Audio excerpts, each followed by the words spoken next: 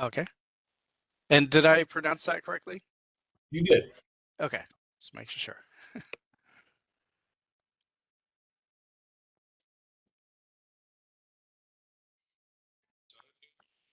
Let's see. I think we got everybody.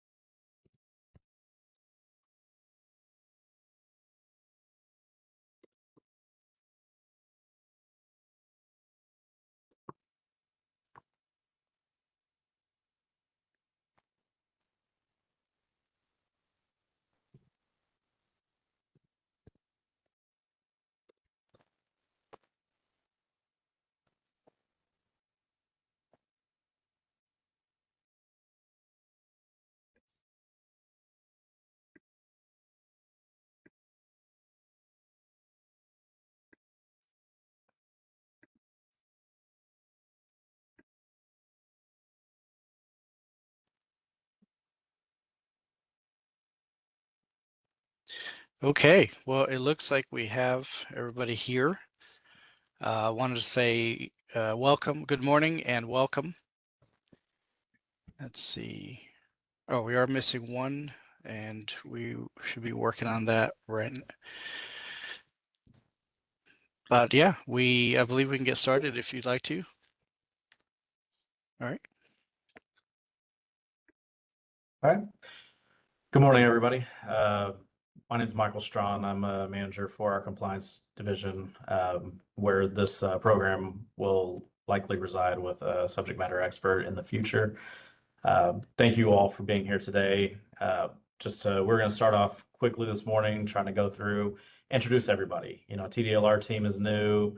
You all are new to us as well, and we appreciate every minute of y'all's time today as we set forth to introduce Senate Bill 1036 and lay out our solar retailers program here at TDLR. So cannot be appreciative enough of you all and your time. And so with that being said, I'm going to actually let you all introduce yourselves first. I guess I'll call on you all to kind of just give a little information about yourself, who you represent, and let us know what you're doing here. And so first up, I have Stephanie Mace, if you don't mind.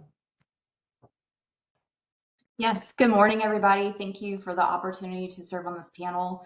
I am Stephanie Mace. I am with AARP Texas. We worked on this issue during the past legislative session, and we're so thankful that this bill passed and will be housed at TDLR. Our focus is really on, looking at the issues that impact older adults, and we know that older adults have been targeted by a lot of the solar businesses, solar salespeople. And so we understand a lot of older adults are interested in solar panels. And we don't want to make it hard to get these solar panels. We just want to make sure that it's a fair process. So thank you for the opportunity to serve. Appreciate that, Stephanie. Thank you very much. If I can jump in real quick, if I could ask the work group members to have their cameras on during the duration of this meeting, please. Sorry about that, Alex. Oh, that's all right. Thanks. Mr. Mathis, I have you up next. Hey, yeah, I'd also like to thank everybody for allowing me to contribute. Brandon Mathis, I believe I'm elected as a owner of residential solar, which I do have. Also got a couple of decades in the solar and energy storage industry.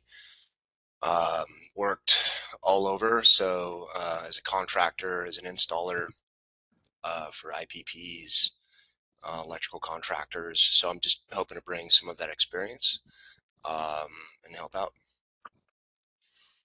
Thank you, sir. Ms. Cotton, I have you up next on my screen. Hi, yes, my name's Ashley Cotton, and I am with Juice, a municipal utility here in Texas, and we were also big proponents of this bill during the legislative process, and we appreciate the opportunity to be here. Thank you, ma'am. Mr. Mark Bench.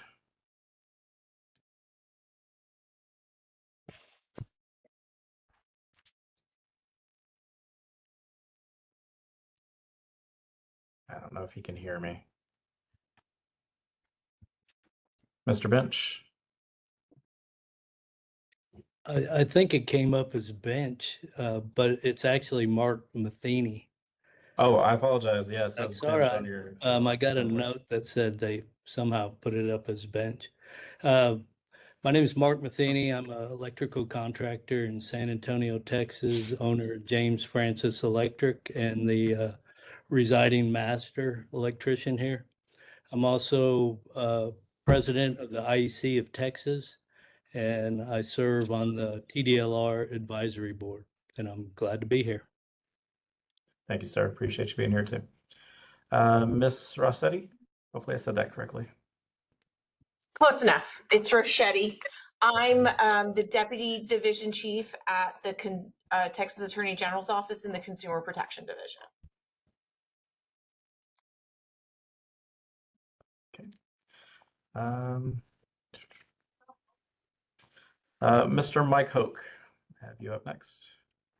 Hi, thanks. I'm Mike Hoke. I'm the Director of Public Engagement at the Public Utility Commission of Texas, and hope to contribute our understanding of the broader electric utility industry and our customer protection efforts, and very excited for this effort and excited to work with you all to get this done. Thank you all.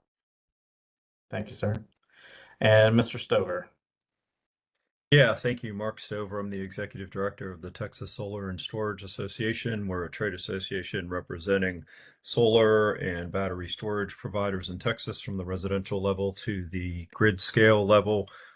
We were very engaged on this bill this session. This was a priority for our association, so we work very closely with Dean Zaffarini's office as well as Chairman Darby's and leadership to help get this bill over the finish line. Happy to be here. Appreciate the opportunity to help serve and get this bill implemented. Thank you. Thank you, sir. Well, she just went off camera. I was going to pick on Bree next, but I'll jump over to Mr. Scott Buchholz. Buchholz. I Good apologize. morning. Thank you. Scott Buchholz. I work with the Texas Economic Development Corporation. And like Brandon, I'm someone who has residential solar on their home. So I'm happy to share that experience kind of with the panel and as you guys are looking at the business in general. Thank you, sir. All right, Ms. Bree Weber.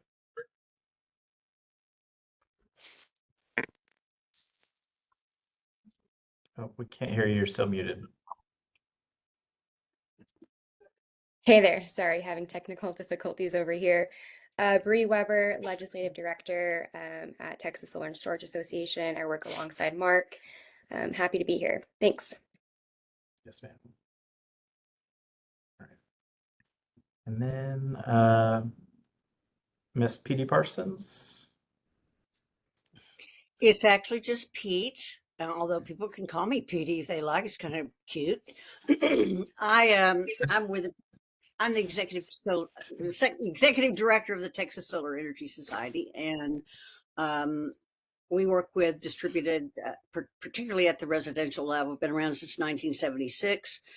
We got very concerned about this issue based on the fact we were hearing about all of these problems that consumers were having and how it was affecting the industry in general. So I took this issue to TDLR, who was very receptive. Thank you very much for hosting the meeting and getting this thing kicked off. With Zaffarini's office, it was very much needed, and we really appreciate all the work that everybody has done to get the issue to this point. And we're really looking forward to coming up with solutions that installers and consumers can count on to really increase consumer confidence in the state, which will really help the market. So thank you. Yes, ma'am. And sorry for getting your names wrong. I'm reading No what's on problem. my screen. And I'm going to butcher the absolute next one. Mr. William Barode. Hey, you actually nailed the last name. Very uncommon, so thank you for that. Hey everyone, I'm Will Road. I'm with the Office of Public Utility Counsel. Thank you, sir. All right. And then I think our last external person would be Mr. Matthew Nance. Good morning, everyone. My name is Matt Nance. I'm the General Counsel of the Texas Office of Consumer Credit Commissioner. The OCCC, we're a state agency that regulates non-depository lenders in Texas, like installment loan companies, payday and title loan companies, car dealers that do financing, and pawn shops.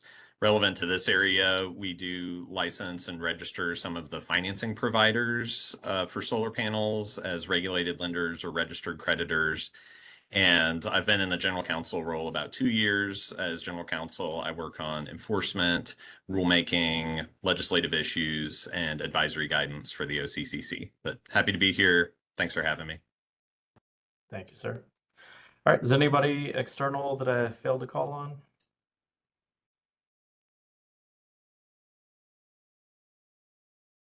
All right. Hearing none. Alex, is Elizabeth, is that one of our Elizabeths or is that an external person?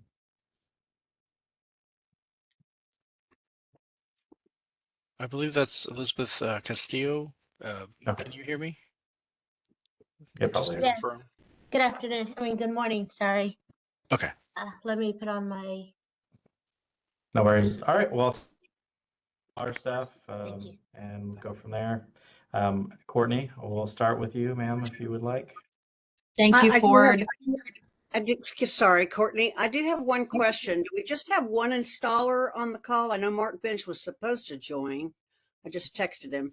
Are there any other installers? I think we have one. Do we know? Installer.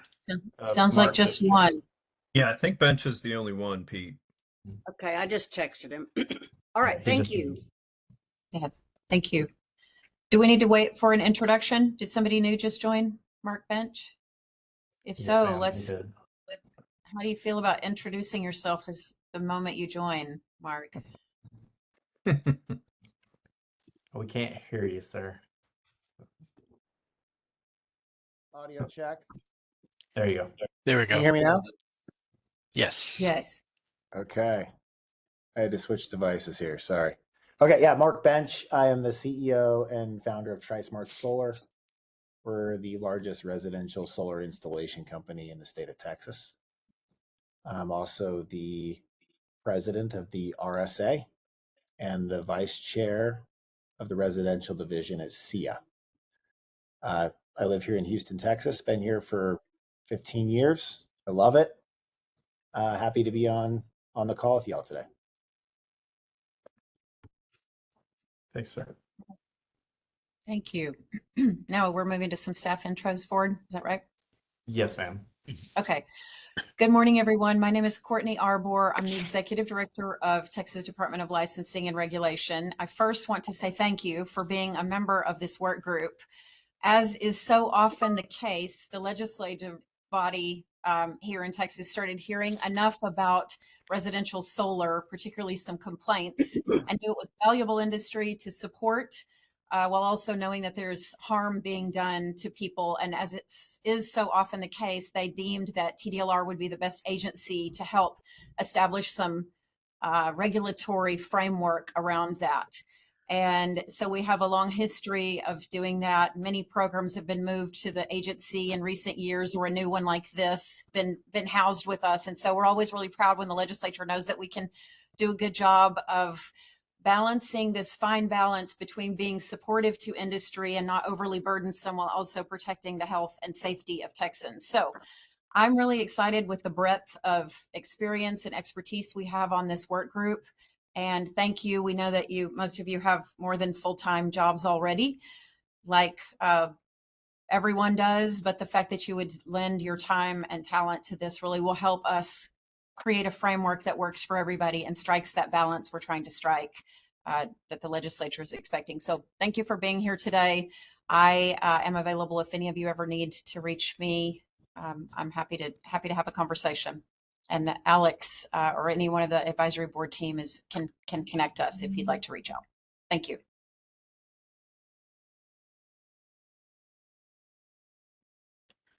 All right. It's probably easier if I just continue to call on our staff. So Doug, I'm going to choose you next. All right, thank you, Ford. Hi, good morning, everybody. Doug Jennings, General Counsel for TDLR for licensing and regulatory services, and that means everything other than lottery and bingo. This bill and the implementation of it's just super important to us, and we're just so glad to have you here and jump into a little background for you here in a little bit, but we'll move on. Thanks. Stephen Leary. Yes, good morning. My name is Stephen Leary. I'm Assistant General Counsel. I was involved in drafting this bill, and I work in the Office of General Counsel at TDLR. A little background on me. Been at TDLR about 3 years. I was an administrative law judge at Public Utility Commission for 2 years. So I have some experience with electrical regulation, a little bit. I was also an ALJ at Railroad Commission. I worked at Workforce Commission for a number of years. Office of General Counsel at TDLR, unlike other state agencies, we're separate from the enforcement division. So that's the most important thing to keep in mind about us. We're involved with the rulemaking, drafting statutes, advising staff on legal questions, advising the commissioners. But the enforcement division, who you'll also hear from, is in charge of enforcing the rules. So you're going to be working closely with me as we refine the rules, and as also we refine some of the other materials, the educational materials, and we're also looking at, we're drafting a disclosure form that may become mandatory. We'll talk about that a little later. I already know some of you, and it's good to meet the rest of you. I look forward to working with you.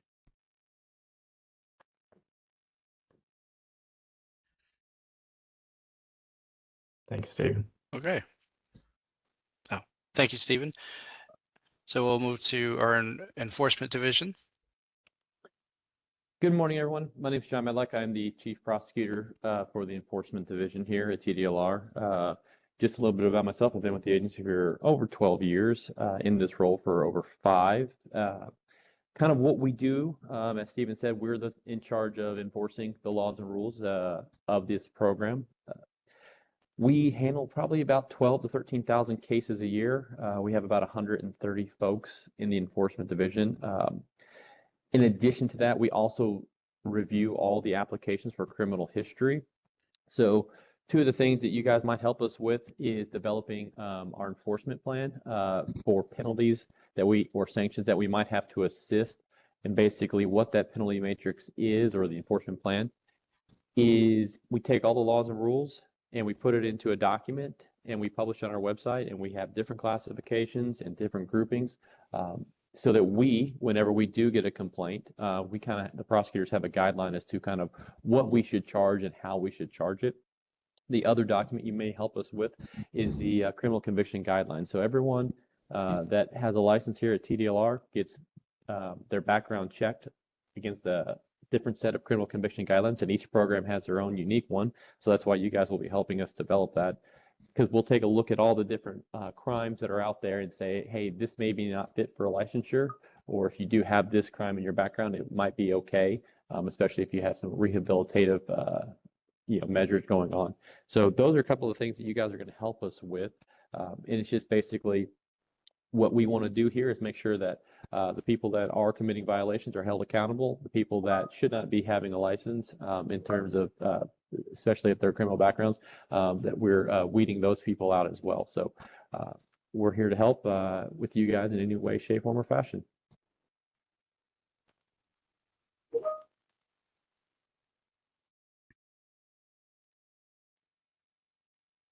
Okay, thank you very much. We'll go with license and division. Good morning. My name is Mary Hoffman, and I am one of the licensing managers in the licensing division. And I just wanted to give you a brief overview of what the licensing division's responsibilities are. And those are to ensure that licenses are issued to individuals and businesses that meet the requirements of the applicable laws and rules. We also issue certificates of operation for pieces of equipment, such as boilers, elevators, and escalators. When determining qualifications for licensure, we review several things like education, transcripts, certifications, examination scores, and on-the-job experience, as well as work history, internship, residencies, and we also process inspection reports as well. The division, licensing division, currently has 73 staff members, and we are separated into 5 teams. One of the teams provides support functions such as processing mail. They handle the records retention. They also do printing and mailing of licenses and certificates as well. We also have 4 other teams who handle the actual license processing of applications and renewals. During the last fiscal year, which ended August 31st, 2025, the licensing staff issued almost 209,000 new licenses. We renewed over 361,000 licenses. And for a total population, including equipment, new licenses, and renewed licenses, we have a population of just over 1 million. The licensing staff also participate in special projects like legislative review, bill implementation, rule review, strategic planning, and other outreach events. So we are happy to assist you in drafting rule requirements, licensing requirements for this program. And I'm happy to help any way I can. Thank you. Okay, thank you. Thank you, Mary. My name is Heather Muir, and I am the licensing director on the licensing and regulatory side. So Mary gave you a little bit of an overview. We touch almost every program at TDLR. That's currently 42 professions and process over about 200 different license types. And we are very excited to get to work with y'all in starting this new program up and determining what those licensing requirements will be for this program.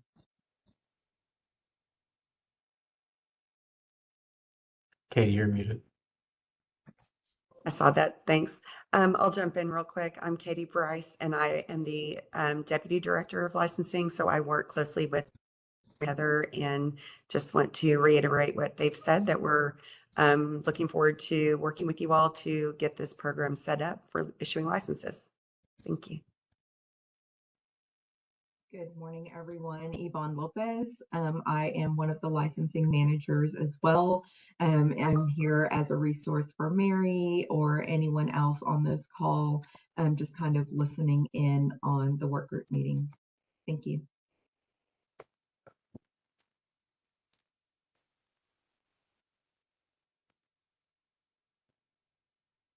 Okay, thank you. And we'll go with Compliance Division. Good morning, everybody. My name is John Schildwachter, and I'm in the Compliance Division with Ford Strawn. I am in the Consumer Protection Division, or section, I should say. Among other things, our section is responsible and known as more or less as subject matter experts, and we are here to as someone that can help folks navigate these rules as they are developed, and requirements for customers and licensees as well. And I'm available and I'm excited to get started on this. Thank you.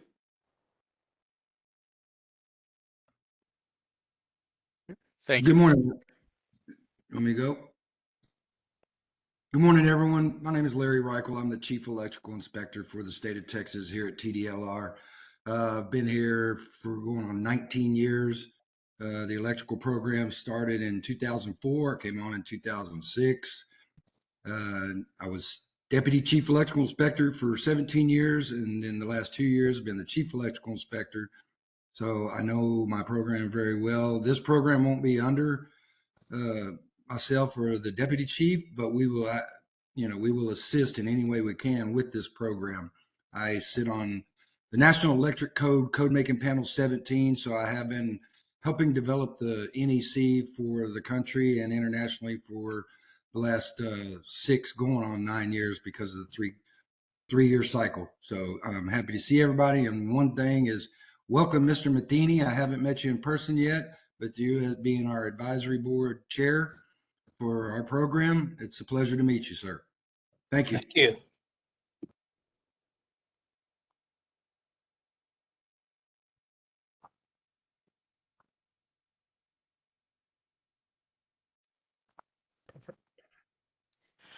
All right. Okay.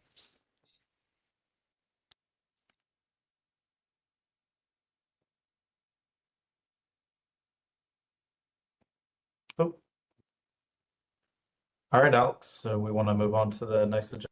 I think that's all of our divisions that we have on here. I don't see anybody from customer service on the call. All right. So we will move to agenda item, let's see, that'd be D, right? Yes, sir. We'll go with D, overview of Senate Bill 1036.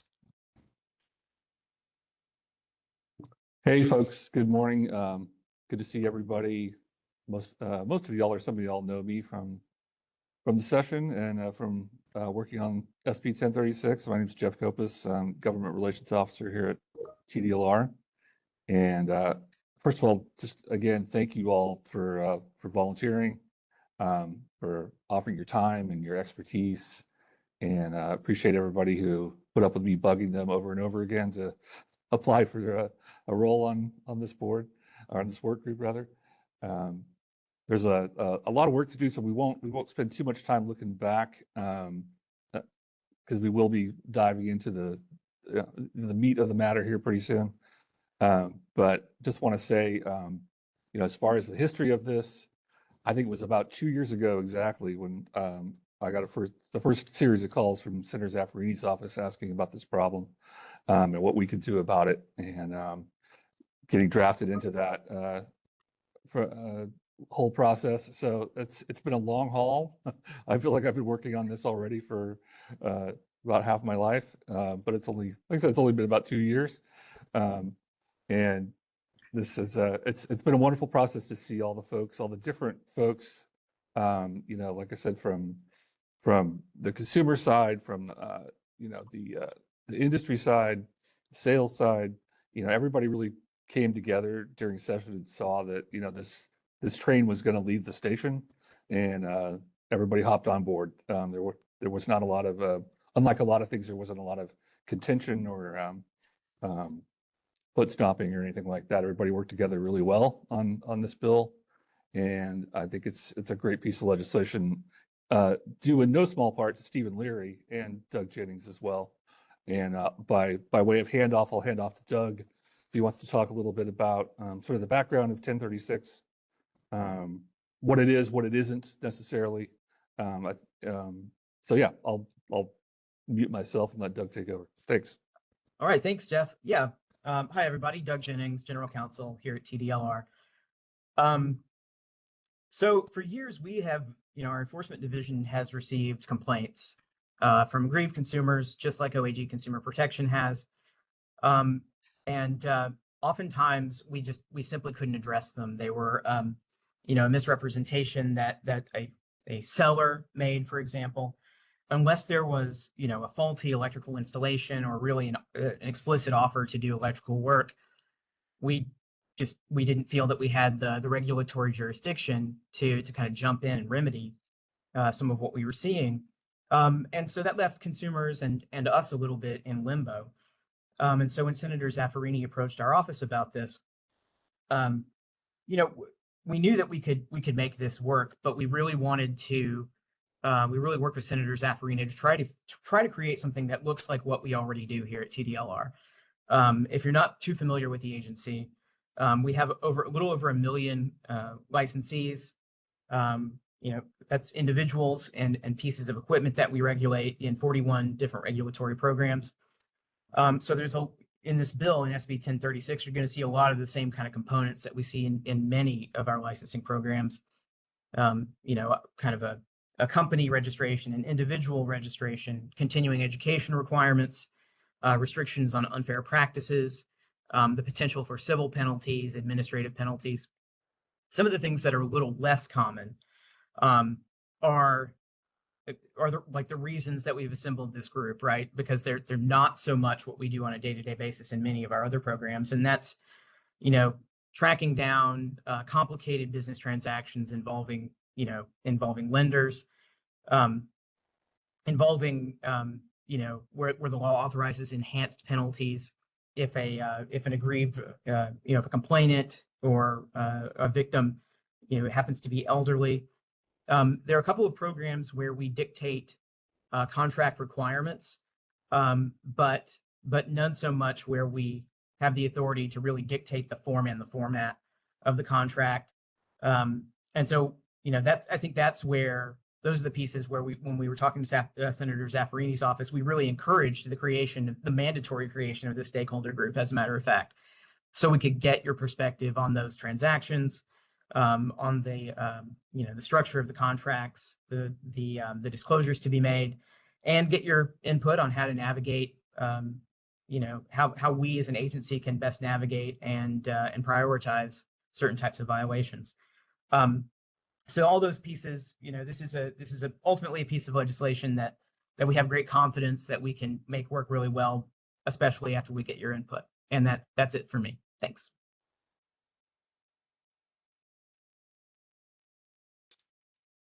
Okay, thank you very much. With that, we will move to agenda item E, overview of the Texas Occupations Code, Chapter 1806, and Stephen Leary. Good morning again. Stephen Leary, Assistant General Counsel. One other thing I should tell you about myself before we get into this is that I'm also the Assistant General Counsel assigned to our Home Warranties Program. It's a Service Contract Providers Program. And that's a program. It's also a consumer protection type program. It deals with contracts and cancellation, this type of thing. So when I was helping to draft this statute, I took into account a lot of the issues and problems that have come up in that program to try to not have try to avoid some of those obstacles as we launch this program. I'm going to walk us. I'm not going to go line by line. I'm not going to bore you to death. But what I would like to, I hope not. But what I'd like to do is go through some of the high points of the statute. And what I'll say is the statute provides a framework for the program, but the rules will really flesh out the details and how this program is really going to work. There are a few parts of this statute that are currently in effect. So theoretically, we can already be receiving certain types of solar complaints under the statute. But there are other parts of this statute that won't go into effect until September 1st, 2026. And we'll get into a little bit of that. So I'm going to go ahead, and for some reason with WebEx, every time we attempt to share a screen, a lot of times it will not work. But I'm going to share my screen and hope for the best. I'm going to walk you through a few high points of this statute and a couple of related statutes. I'll go ahead and share that up now. Okay. And Stevenson should be sharing your screen. If there's any comments in chat or hands raised, I'll let you know. I do appreciate that. Okay, so what do you have in front of you now? It should be Government Code Chapter 318. Do you see that? Yes, sir, we do. Okay. Yes. Now why am I sharing this with you? Let me just take you through what this is, okay? This sets out the framework for our regulation of programs as an agency. And it has a lot of policy language. It talks about how, as the legislature regulates programs, we're going to try to find the least restrictive way to do it, essentially. It lists the considerations that the legislature will take into effect when they decide to regulate a program. And drawing your attention to 318.003 forms of regulation. It sets out this continuum of types of programs. And in A1, it talks about registration programs. In A2, it has licensure program. And I highlight this to note that this is a registration program. And even though we'll use the word license sometimes when we're talking about this statute, and it's our licensing division, it's not a registration division, that can get a little confusing. The key difference between a license and a registration is a registration is designed to not be difficult to get. So unlike a program where you'll have to take an exam or go to school or go through very rigorous requirements to get a license, it's designed that a solar salesperson goes through a pretty minimal process to get this registration. They're going to have to pay a small fee. They're going to have to pass a criminal background check. They're going to have to tell us what company they work for. And that's basically it. And the companies, which are called solar retailers under the statute, they have a little bit higher burden in terms of getting their registration, but it's still designed to be very attainable. They'll fill out an application form, provide us with information about who works for them, and pay a fee, pass a criminal background check. And that's basically it. And the hard part is once you get your license, what you do. And this way, it's a little bit more restrictive than a traditional registration program because there's a pretty long list of prohibited acts in the statute, and the statute provides for us to prescribe a code of conduct from the industry and that sort of thing. So really, it's sort of a hybrid between a registration and a licensing program in that regard. But just keep in mind, it is a registration program. So the requirements for the industry, the requirements to get your registration, they're designed to be a low threshold to get the license. And we want that. That is a feature of the statute. I'm going to share up 1806, which is the chapter that this act enacted. And Mike, Ford, do you have 1806 on the screen now? Can you see it? Yes, sir, we do. Okay, Yes. very good. So, I'm not going to, like I said, I'm not going to go through every line of this. I want to hit some of the high points of this statute and kind of how it may differ from some other statutes that we administer. So the first thing is a short title. We couldn't think of a better thing to name this, so it's the Residential Solar Retailer Regulatory Act, RSRRA. You'll hear that name. I wish we could have named it Fred, but it's that. Definition of controlling person. We'll get into that if that becomes relevant. Just keep in mind that that's a feature of this. So to register your company, you're going to have to tell us everybody who is a controlling person, and there's a technical definition for that. And there's a background check on those people that has to get passed. The definitions, I won't go through the definitions other than the key thing to keep in mind with this definition of what residential solar retail is. It's kind of a weird term. It might not roll off your tongue. When we say residential solar retail, that means either sale or lease of residential solar energy systems. So it doesn't include power purchase agreements. We had looked into including power purchase agreements in our purview, and this time around they didn't get included. So a power purchase agreement, most of you I'm sure know this, but a power purchase agreement is an agreement where as the homeowner, you wouldn't own the solar panels, you wouldn't lease them, you would permit someone to put the solar panels on your roof and then agree to purchase the electricity that's generated from the panels. So a lot of times in some of the complaints about solar scams, you'll hear about offering free solar panels. They'll come knock your door and say, we'll offer you free solar panels. Quite often what that is that it's a power purchase agreement where you won't own the panels, but you'll be obligated to purchase the electricity that it generates. Just keep in mind, I anticipate we'll get questions about that. We might get complaints about power purchase agreements, but this act doesn't cover that. That's not within our purview. So residential solar retail is going to be selling the solar system, installing it, and leasing the system, sale or lease. Also in the definition, this might be a little confusing, but solar retailer is a company. So all the solar salesperson, you can't just work independently under this model. You have to be associated with, if you want to be a salesperson, you have to be associated with a company that's going to oversee you and make sure that you follow the rules and regulations. And the term solar retailer is the company. Solar salesperson is the individual who performs the sales. You'll see in 1806004 about electrical contractors. They have a partial carve out from the statute. So if you're licensed as an electrical contractor, you're already regulated by the department under our Electrical Licensing Act and rules. You can also sell solar panels if you're an electrical contractor without having to get another registration as a solar retail.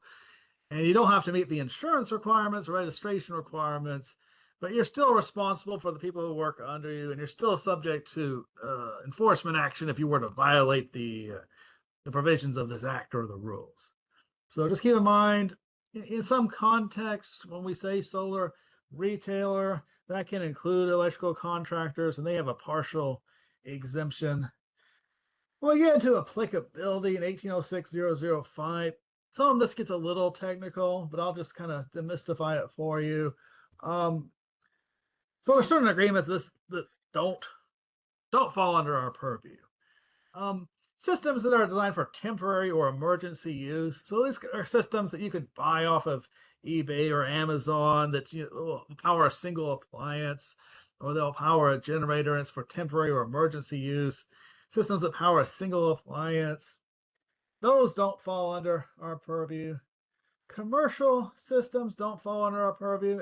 Our purview is strictly residential, and we don't regulate systems that have to do with multi-family dwelling units that exceed 4 units or 4 stories. So if the contract has to do with any of that, it's not within our regulatory purview. It gets a little technical when we deal with interstate relations, but basically, if you're acting as a solar retailer in Texas, we'll regulate you.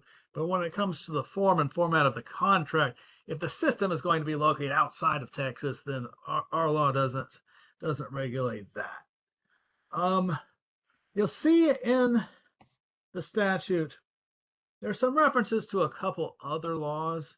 So Business and Commerce Code Chapter 601, that is a law that's in effect for consumer sales that don't occur at an office. So mostly door-to-door sales. It also covers sales that would occur at a Sam's Club or some other place other than where the seller operates. Okay. And 601, and that's a law that the Attorney General's office mostly enforces. It has a right to cancel. So there's a 72-hour right to cancel or cooling off law. This law expands that and gives you a 5-day right to cancel. So you'll see some references to 601 Business and Commerce Code.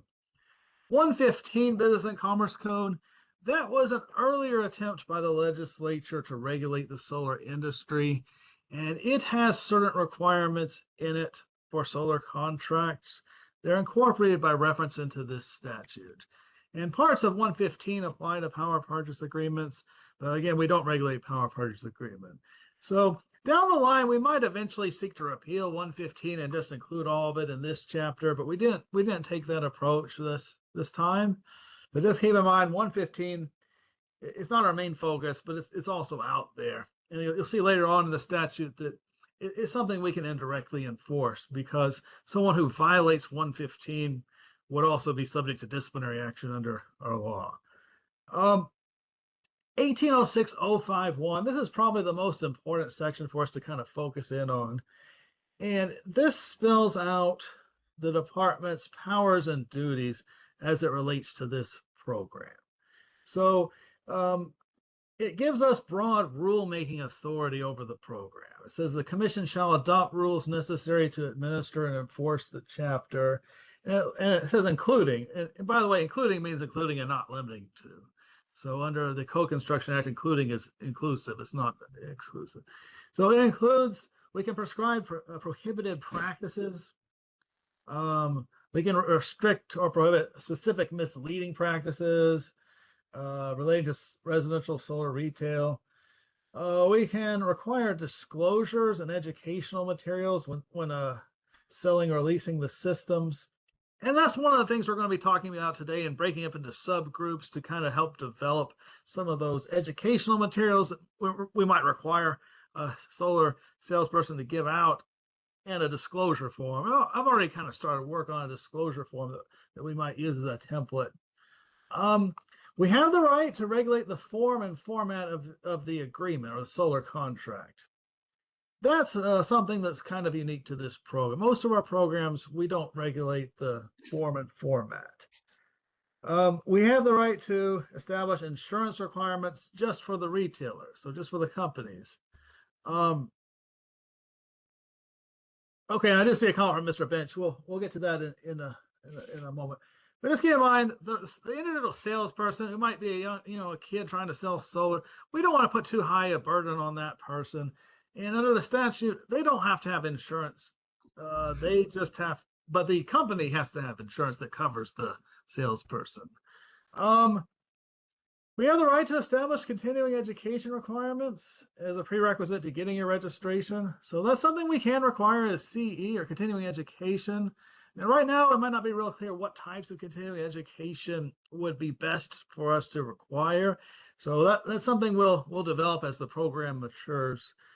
And there's a specific reference to the OCCC, and I'm glad we have them here today, that we're supposed to consult with them in developing rules having to do with the lending disclosures, ensure compliance with the Federal Truth in Lending Act and the state laws.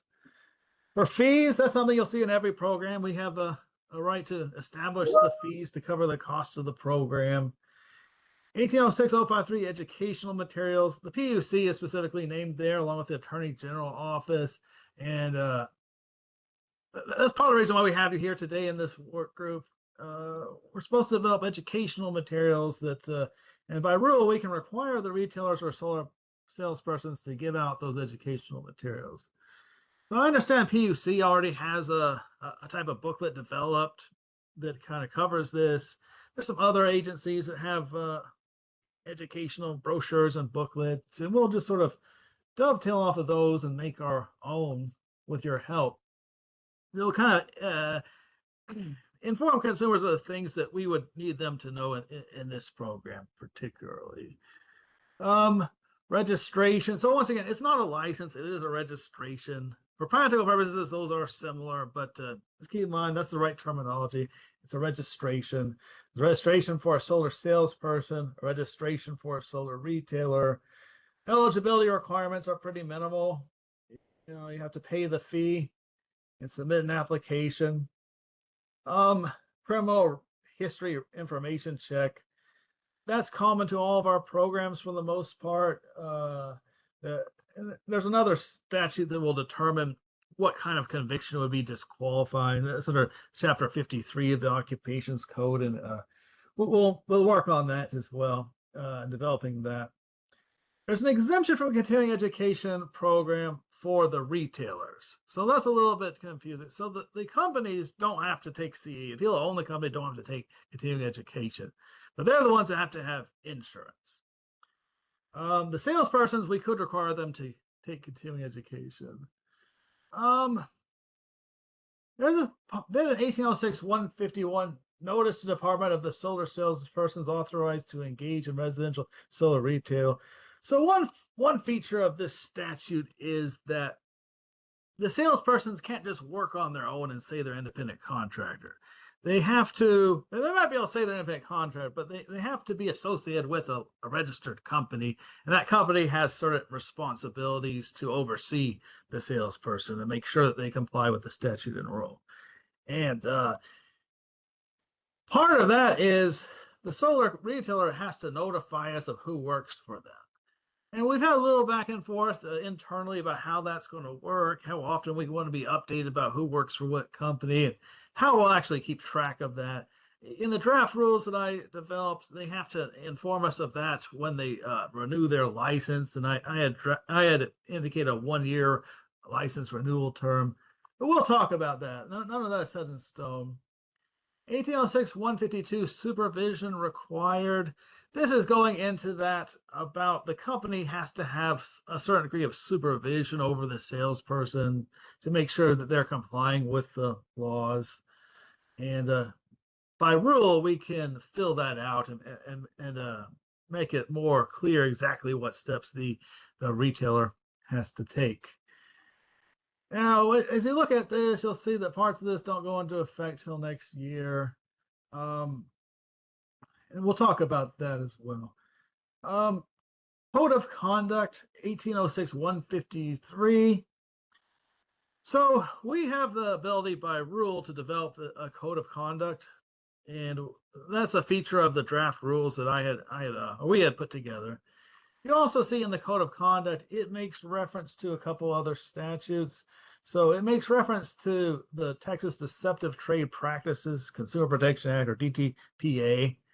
And that's part of why we have the Attorney General here in this workholder group. So they're required to comply with that, which it has an umbrella. It has what's called the laundry list, which is a list of specific things that are considered deceptive under the law. Things like going out of business sale when you're not going out of business, gorging when there's a flood. There's a whole laundry list of things that are deceptive. But there's also an umbrella clause in the DTPA that prohibits engaging in false, deceptive, or misleading practices. So just keep that in mind, that someone who works for us, they are required to comply with that law as well.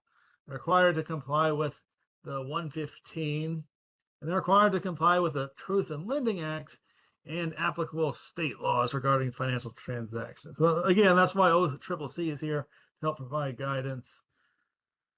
Registration information, we'll skip over that. There's information they're going to have to provide when you register. And required contract provisions. So interestingly, this is a section that's currently in effect. So if you're having solar contracts today and you don't have these things in your contract, you're in violation of the law. And technically, we could take action even without any rules in place. Now, I don't know how far along our enforcement division has got, but just keep in mind, these things have to be in your solar contract if it falls under our statute. And it includes, you have to provide in the contract that the installation is going to be done by a licensed electrical contractor. You have to provide that you're going to obtain the permit. This part talks about interconnection to the utility. So that's a retailer responsibility to get the right permit, get the permission from the utility to interconnect if you're going to feed back onto the grid and sell electricity to the from your system. There's a bit here about, you don't have to say in the contract which electrical contractor is going to do the installation if you give us a list of the ones you're going to select from, but you do have to identify a licensed electrical contractor or a list of them that are going to do the work. With lending, and this is going to be important, it's going to be a thing we're going to develop.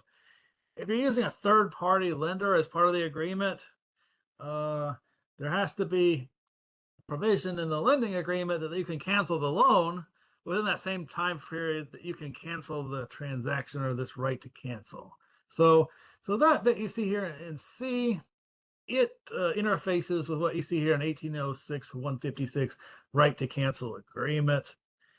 And this is in effect too. So the right to cancel agreement and the required contract provisions, those are currently on the books and in effect. The right to cancel here, it's similar to what you have under Business and Commerce Code, Chapter 601, but you get 5 days instead of, the consumer gets 5 days instead of 3 days to cancel. And there's some additional requirements here. So it has to tell you how you can cancel.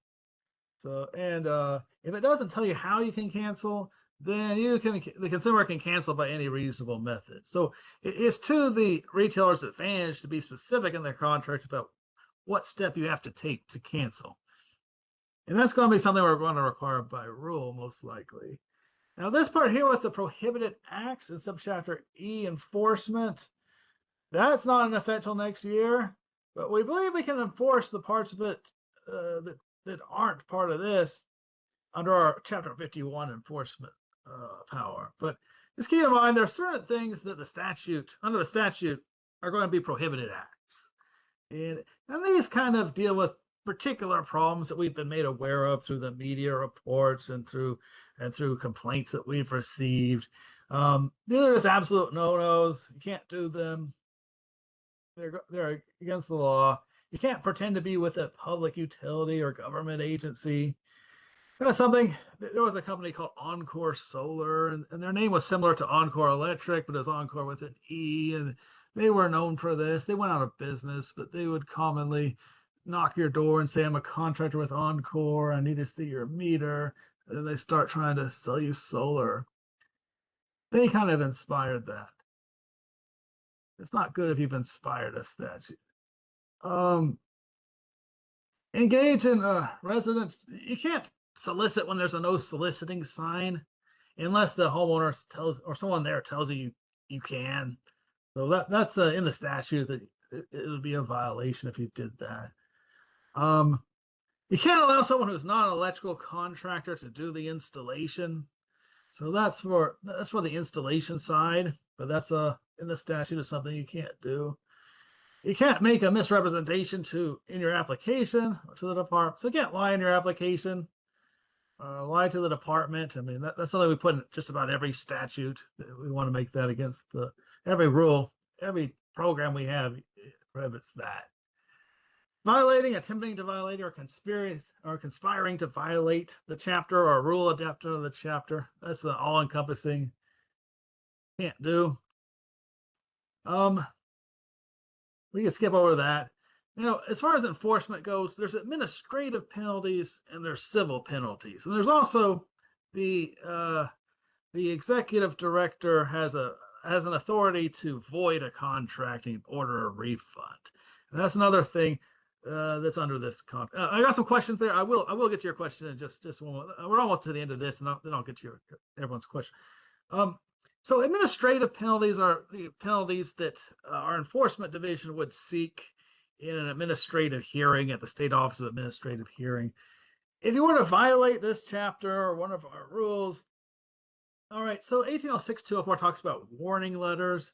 That's something enforcement division does. They don't necessarily penalize everyone on the first offense, and the no soliciting sign would be an example of that probably. That it's in their discretion.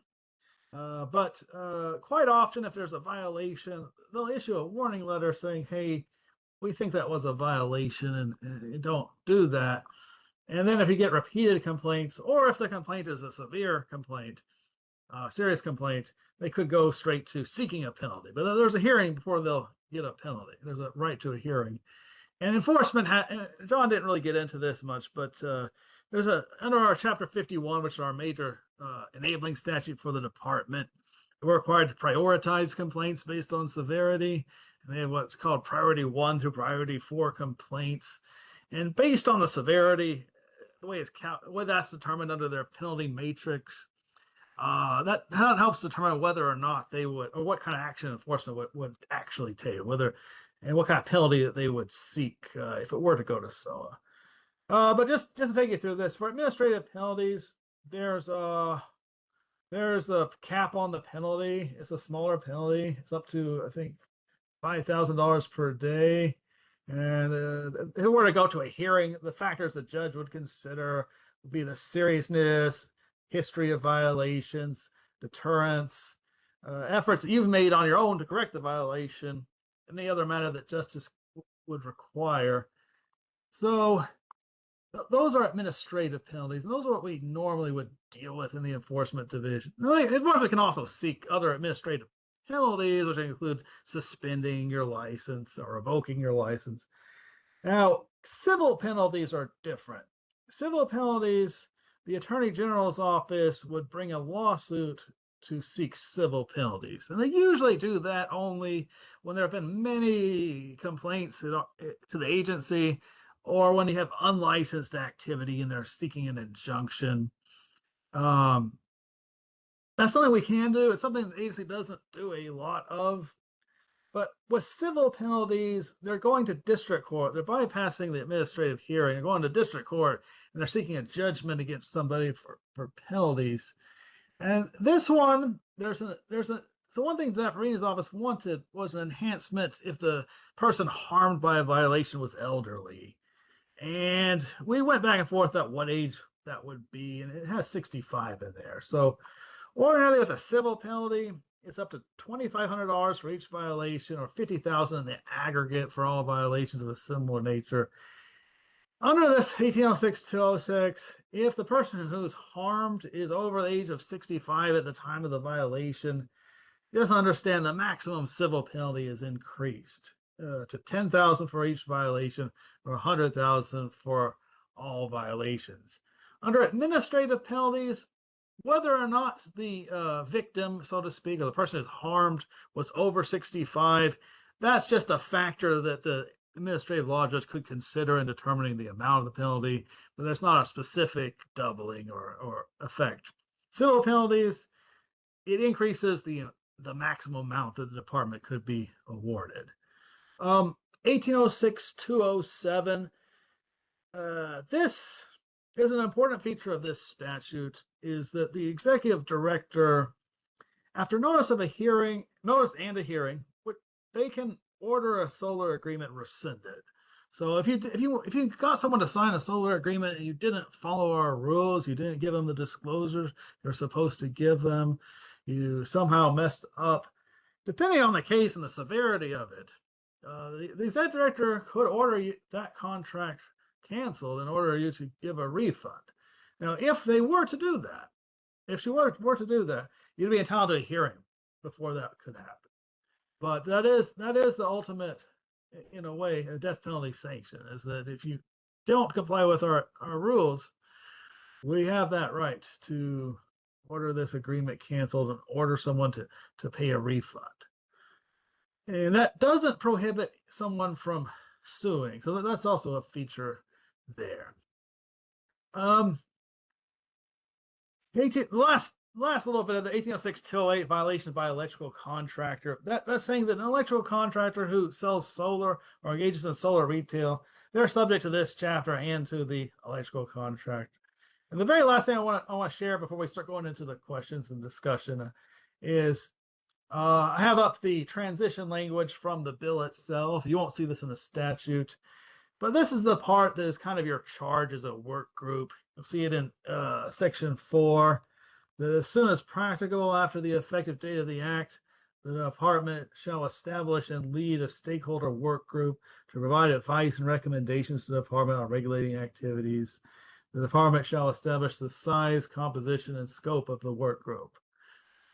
And you'll also see in the transition language where it has about what parts of the bill go into effect immediately and what parts don't go into effect till next year. So subchapter, so 101 and 102 that have to do with registering, having to register, those don't go into effect till September 1st of next year. And subchapter E, which was the enforcement provisions, that also doesn't go into effect till next year. I know that was a whole lot of information. I mean, we got some questions here. Let me, Michael, you have the chat up?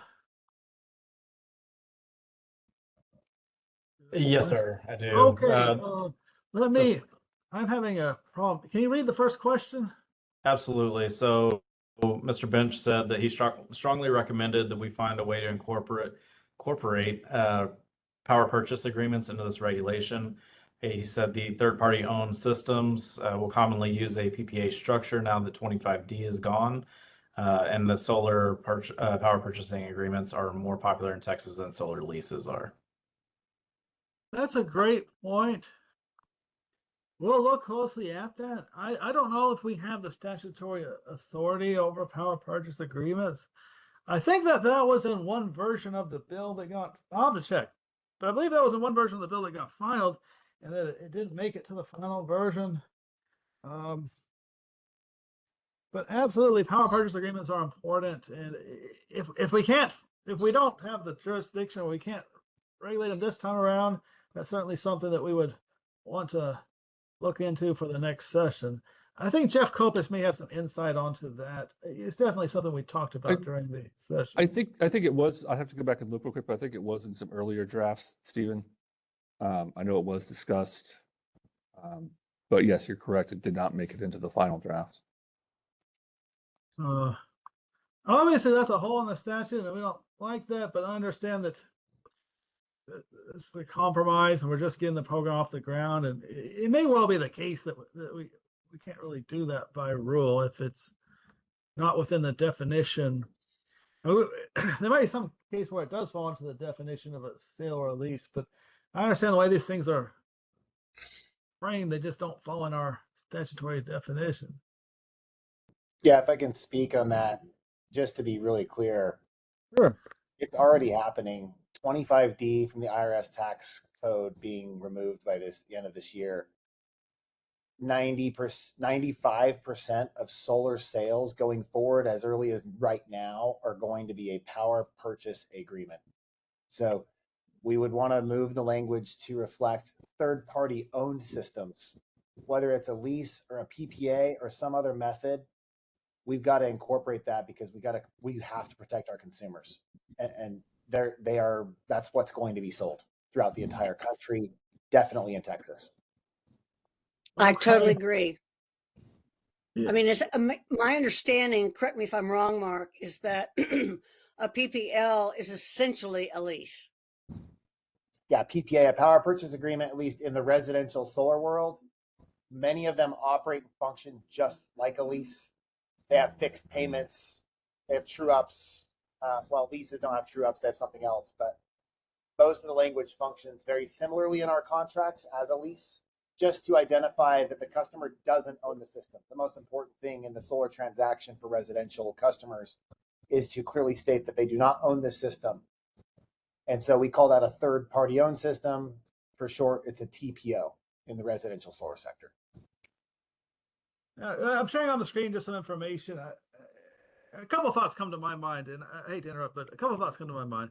One is, it is part of our statute that you have to comply with 115, Business and Commerce Code.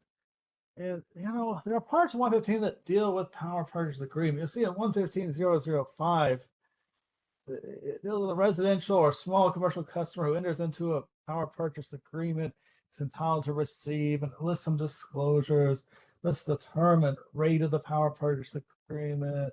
It lists in here about warranties. I don't know if we could maybe, in our definition of a lease, put that it includes power purchase agreement. But I'm just concerned that I think that was a legislative compromise, and I think that they passed this through thinking that That's correct, Stephen. It was in the introduced version, but not in subsequent versions of the bill. So okay. The exemption. Yeah, and I've got to go back and take a look at my notes. I mean, this bill feels like eons ago at this point. And we're in like 4 or 5 other rulemakings at the moment. I'll go back and take a look at my notes, Jeff. I know this was a topic of discussion, and I know there was certainly an opinion on this one from Zaffarini's office during the discussion. But I'll go back and dig out. Maybe this is something to table for now. I totally agree with Mark. The PPA model is going to be all the rage now with actions at the federal level, but I think we do want to be careful and make sure that we're implementing what is in the bill.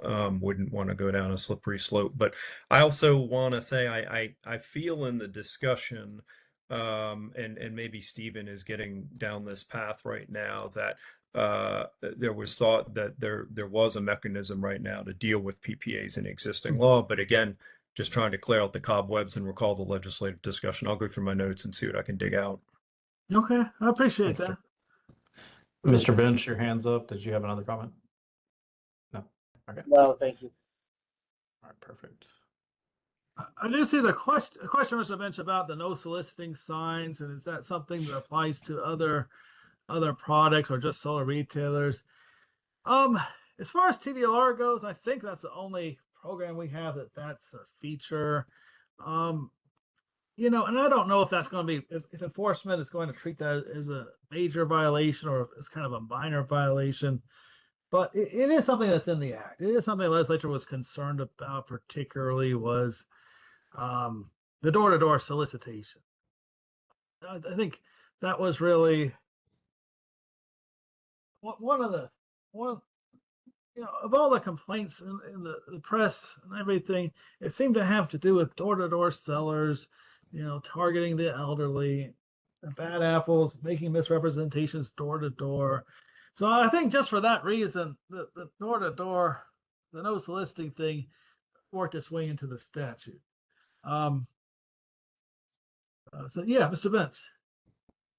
Yeah, so I'll transparently say I'm 42 years old right now, and I've knocked hundreds and hundreds and hundreds of thousands of doors in my career. Whatever we do, it needs to be fair for all home service sections. We can't target one sector over another. I already know you know that.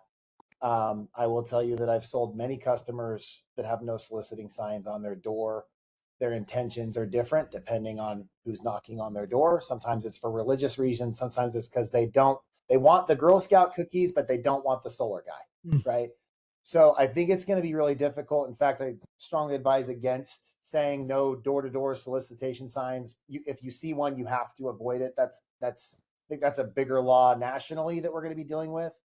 But certainly we've already put some structures in place to protect senior citizens in our contracts and in, confirmation calls. There's other ways to get to the root cause. But blanket statementing like, hey, you can't knock on a door that says no solicitation, that will cause a lot of issues in all door-to-door industries, especially if you're just targeting one. So just want to make that clear. And I don't want to be regulatable per se. So Okay, I think these are definitely things that will definitely be discussed in the work groups. But it looks like we can move on to agenda F if we're ready. Yeah. So I'll jump in first, Stephen, if you don't mind. Sure. So thank y'all, first of all, for all of your comments and everything else, Mr. Bench, Pete, everybody. These are all definite things that we're all brought here for, right? And this meeting today is really our entire stakeholder group together.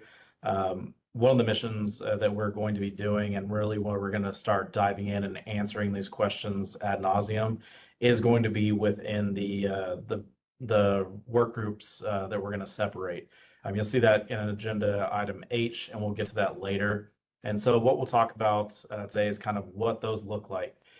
Here at TDLR, instead of just having everybody look at the entire package of the rules, and you'll all be able to see the entirety of the rules and the whole package, but what we try to do is separate out subject matter experts or people that have specific background or a desire to be in one or two of those groups, so that we can really focus in and hone in on this group is going to purely work on consumer outreach, information, what needs to be out there on our website, what do our forms need to say, what do brochures and handouts need to have in them to make consumers aware. The licensing piece is often common as well. We'll often put together licensing work groups, which helps our licensing division, determine all the different prerequisites. What do they need to have? Or should be asking for bonds, if the statute allows us. What does that look like? What language should we have in there? And that's where we lean on your expertise there. We also have our enforcement group. We talk about the penalties. Y'all are there to provide us the background of just what you're already doing. These are how these guys are going to circumvent this. This is how they're scamming customers out of, X, Y, and Z, or their dollars that are out there. And so that's really how our work groups are made up. And that's really what we'll get into. And again, that's a later agenda item where we're going to break down those groups and dive into the questions that Pete had over here. What about a business that breaks the law and then goes out of business? Things like that. That's something that's probably going to be discussed within our enforcement work group. Those people are going to tackle all of those questions.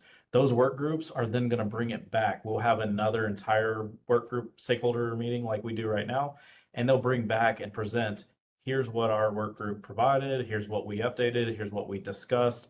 And then the entire group will look at those rules and say, hey, great job. What about this? And make any changes that are necessary at that point in time so that we can put forward the best rule plan or rule package that we can moving forward. And so I just want to kind of set expectations that we may not solve every question today. We may not answer everything that we have for y'all, because this is kind of our infancy and talking to y'all, learning and seeing what we can do.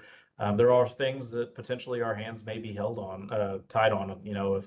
If we have something in statute saying, we can't solicit, and it's as broad as that, we may be stuck with that language. But if it's providing us an opportunity to provide clarity, then we could, definitely dive into that, read that statute in conjunction with our rules, and figure out, is there specificity we can provide in there and say when this occurs, but not all of the time. And so Right. we'll definitely dive into all of those specificity within each rule and each category moving forward. So I just wanted to throw that out there, kind of lay the work group foundation of what this kind of looks like.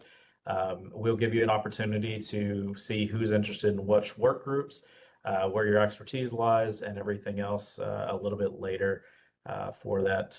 Stephen, did I kind of miss anything about the overview of our work groups and anything that you wanted to add in there? I'll just add a couple of things. So we decided, we looked into how we want to run this stakeholder work group, and we've decided that we're not going to treat you like an advisory board. So within TDLR, we have advisory boards that are permanent, and they have formal structure. They vote on things. They make formal recommendations, and we treat them as though they're subject to the Open Meetings Act. So we'll post an agenda publicly. We'll allow public participation in the meetings. After review, we've determined that this stakeholder work group is informal in nature. It's conversational. We're not posting these things. These meetings are recorded for our own use, and they could be subject to open records. So we want to be careful how things you say in the meeting. But we're not concerned about walking quorums. We're not concerned about avoiding internal discussion. But traditionally, with an advisory board, we'll break into what we call work groups, which are less than a quorum of members of a board that can engage in informal discussion and then report back to the big group. And we've kind of borrowed on that model here with our subgroups. And so the idea is, we'll get everyone together today for this big kickoff meeting, and then we'll get more done if we break into these subgroups. And we'll, based on your interests and your expertise, help develop these various different tasks, and then we'll report back to the big group. So the big meeting today, we're going to break into smaller groups, and then we're going to have come back to a big group and help refine our recommendations. So I just want to say, if you're not on a particular subgroup, that doesn't mean we're not going to take your feedback into account. You will get an opportunity to get feedback, and we're going to take everyone's feedback into account, but we're not going to take formal votes on anything. If you're telling me that you're not in favor of a particular rule, we'll take that into consideration. You have the opportunity to comment formally when the proposed rules go out in the Texas Register. But just keep in mind, this is an informal process. We're breaking out into subgroups based on your interests and expertise. And I do want to address the question from Ms. Parsons about what happens if a business goes out of business. That's definitely a concern. In some of our programs, we have a financial security requirement or a bond or a letter of credit or other financial security requirement. That's unfortunately not a feature of this program under the statute, but there is an insurance requirement. And the TDLR has to be named as an interested party in our draft rule. That's something that we're looking into. So stay tuned. That is something we're going to talk about. But just keep in mind, under the statute, there's no bond or a financial security requirement aside from the insurance requirement. That's all I had to add, Ford. Thank you, Stephen. Oh, Alex. Sorry. Yeah. Somebody spoke. Sorry. Alex, do you want to poll the people to see who wants to be on which work group? We'll do that in a little bit, Stephen. Okay. That's going to be an agenda item H. Oh, I thought we was on H. No, sir. Oh, sorry. No, we're still on F. Oh. All right, Alex, do we want to give everybody 5 minutes to stretch your legs, use the bathroom and everything, get a coffee before we come back? Because when we come back, we'll be diving into the overview of the draft rules that Mr. Leary has provided for us. All right. So it is currently 11:20, so 5-minute break. We'll be back at 7:25. I'm sorry, 11:25, excuse me.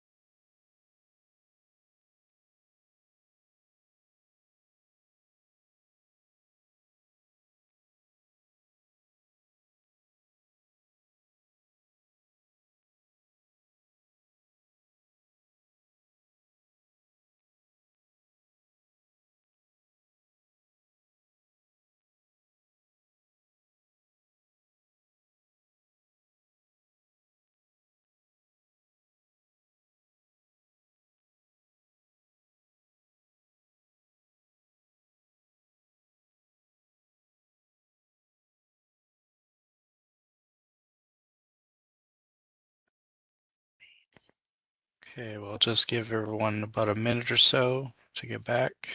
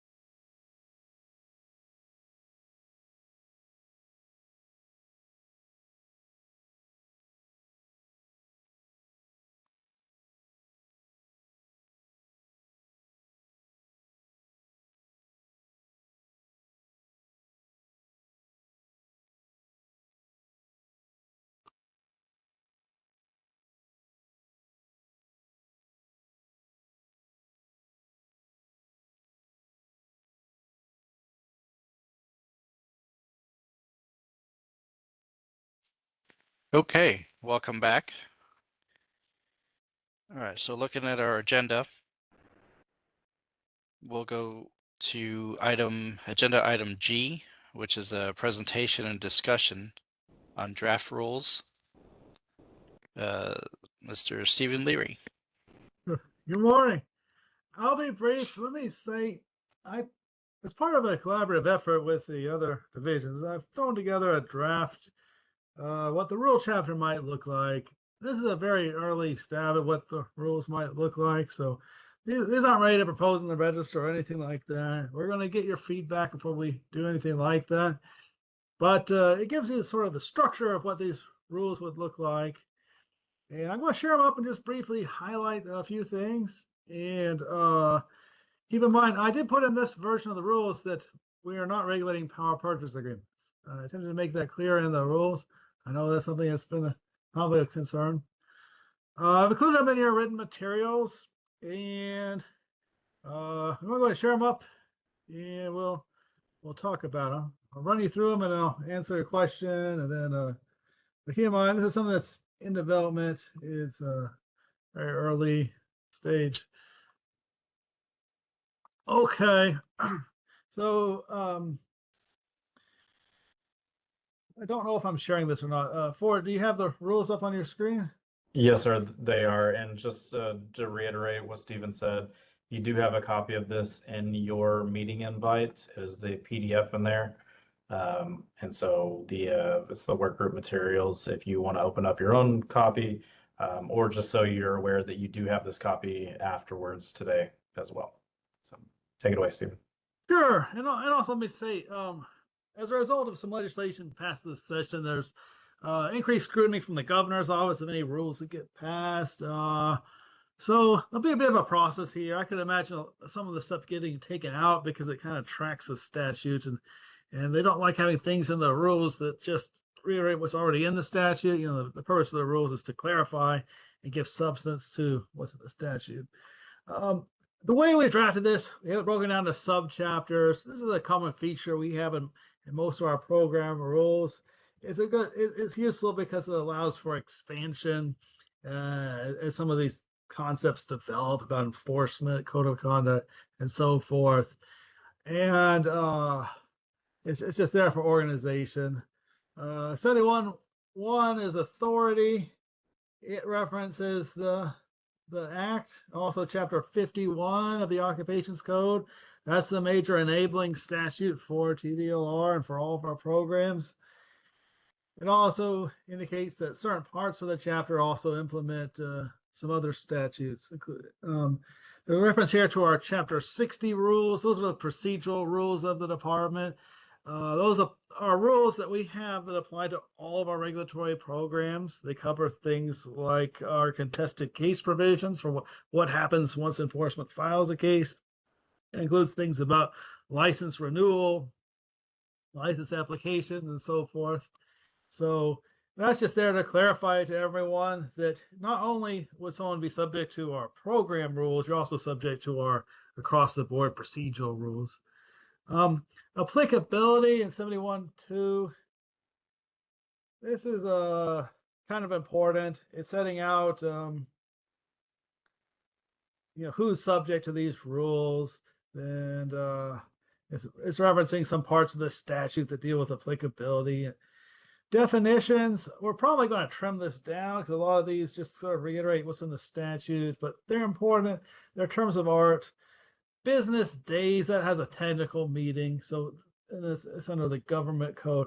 The reason why that's important, when we talk about you have 5 days to cancel or 5 business days to cancel a transaction, there are certain holidays that are called skeleton holidays in Texas that state agency employees will get the holiday off, or we'll have to work it and we'll get it off. Things like Lyndon B. Johnson Day, Confederate Heroes Day, and San Jacinto Day. They're days that you wouldn't think of as being a holiday if you weren't aware of them. But they're not considered business days for purposes of the statute. So just keep in mind that when we're saying business days, we're excluding weekends, we're excluding legal holidays that you would think of as holidays. They're also excluding those skeleton holidays. I know we got a hand up. Let me just, it won't take me but a few minutes. I'm going to finish running through this and then we'll get to all your questions. I won't run through every definition. Those mostly track the statute. The DTPA, this is a shorthand for that particular statute. You'll see that in the rules. Getting into continuing education exemption, that tracks the statute. The retailers don't have to take continuing education. The salespersons might, but in this version of the rules, that's not a feature that's built in. Registration requirements. This is telling you what you have to do to get your registration. You have to fill out a form. You have to fill out a criminal history check. For the retailers, there's insurance requirements, and that's something we want to flesh out a little better. When I was drafting this, I relied heavily on our mold assessors and remediators program. It's not a program that we have. That there's sort of a consumer protection type program that has insurance requirements. The way this was drafted, the retailer has to have both general liability policy and professional liability insurance. That's also referred to as errors and omissions insurance, or E&O. It has to be at least $1 million per occurrence. We want to flesh out exactly what that covers and all of that. There's different types of insurers in Texas, and we encounter this a bit in the service contract providers program. That there's also these risk retention groups. And there was some questions about whether or not you can use that for your insurance for service contracts. The way this is written is pretty much all inclusive, and you can use any of these types of insurance. But we'll definitely get your feedback about whether we want to keep that in here or change that. It's a feature that you have to name the department on the policy, and that's important so that we'll know that your insurance is valid and there's not been a lapse in the policy, and also that if there's a payout that we'd be notified. I had drafted this as a 1-year term. A lot of our license programs are 2-year terms now, but because it's a new program and because you're going to be providing some substantive information when you renew that we want to keep track of, including the list of the salespersons. Right now, I've drafted this as a 1-year renewal program. If we decide to go to a 2-year renewal program, it'll just double the fees that we charge with each renewal. I'll skip over most of this. There's a duty to update if you have a change in contact information. I plan to also include here updating us with a list of the change of salespersons. And we want to talk about how often we need to do that. I understand that every time a company hires a new salesperson, they probably don't want to have to file a form with us, and that could become an administrative headache. But we need some regular interval for you to notify the department if there's a change in who's working for you. And that is a feature of the statute that we're supposed to keep track of that. So we'll kind of highlight that. That's something we're going to talk about in the subgroup. Exemptions, these are spelled out in the statute, but this adds a little more clarity to that. And it does clarify that power purchase agreement is considered an exempt agreement. So under the statute, under our interpretation of the statute, it's not something we regulate. We'll skip over some of that. These are important topics, but I know we've already been on for a while, and I don't want to get too far into the weeds of rules that really haven't been fully developed yet. But I want to point out some key features. We talked a little bit about electrical contractors, and they're kind of this hybrid state that they can sell solar under the law. They don't have to get a registration to do that, but they are subject to the prohibited acts and the other provisions of the act and rules. When we get into the requirement of the solar contract, subchapter D, this is something we're going to want to flesh out in detail. The way I drafted this, I'm just putting some things in there that I think might be good ideas, but we want your input on this. Does the contract need to be in English? Do we need to have it in Spanish? I think it makes sense to have it in English from a regulatory perspective. if it maybe also in another language if you want to, but we definitely need an English version so that we can make sure that it has all the required disclosures in it, that it follows our regulatory requirement. I don't know how far we want to get in terms of the font size. Are you providing a paper or electronic copy? You know, these type of things. But they're things that we could definitely address by rule. So we want to think about those things. Certain things that I put in here that have to be in the contract. Some of these come from the statute, and some of these are additions that we're putting into the rule or might put into the rule. This stuff is in the statute about you have to put your registration number in the salesperson registration number. You have to provide it'll be a Texas licensed electrical contractor, about providing the permit and approvals for interconnection, information about the right to cancel. Now, on this point, we want to talk about in detail about what that's going to look like. Does it have to be a certain point of font? Does it have to be in a certain prominent location on the contract? I know there may be some guidance on that in Chapter 901 of the Business and Commerce Code and in the FTC rules that deal with the federal right to cancel door-to-door sales. So we can look into that a little bit about do we want to spell out and rule exactly what this thing looks like? I think we want to stay away from regulating everything that's in your contract and instead kind of focus on you're going to provide this disclosure form that summarizes key terms of the contract. And there's certain things that you have to put in your contract. And then other than that, I don't think we want to. I don't think we want to require you to send your whole contract to us for review and approve a particular contract. That is something that has happened in the home warranty program when it was at Real Estate Commission before it came here, and it was a little bit of a headache at that agency. So that's kind of the needle we're threading here is how detailed we want to be in our regulation of what's in the contract and the form and format of the contract. But the way this has been drafted is going in the direction of requiring you to put certain things in the contract as opposed to regulating the everything that's in the contract. I have in here that you have to give the consumer a printed copy. So one thing that we heard a lot about is the door-to-door salespersons will get an elderly person to sign something on an iPad, and they may not understand everything that's in it. They may not be familiar with that technology, and that the disclosures won't do them a lot of good if they don't know how to use an iPad or review the contract if it's sent to them electronically. So that's something I've built into this draft is that you have to provide a printed copy. We'll talk about that, you know, but that's something we put in there as something that we think is a good idea.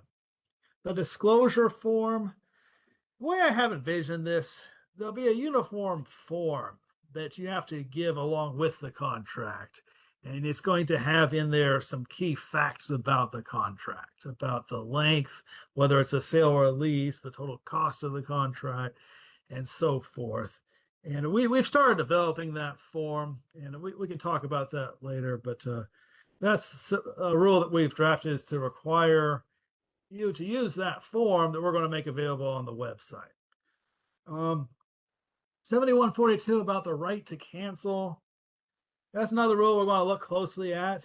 You know, I put some things in here about a 14-point font and bold capital letters.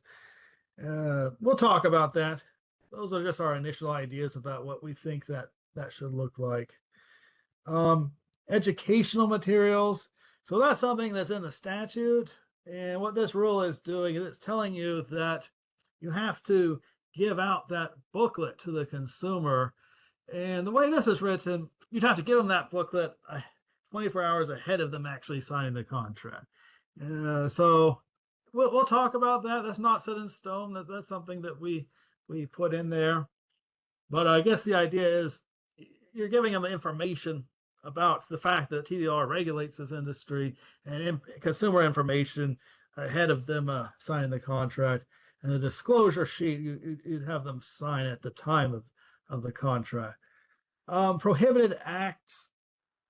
I haven't really fleshed this out. It's kind of bare bones, mostly tracks what's in the statute. There's a few other things in here that we've added.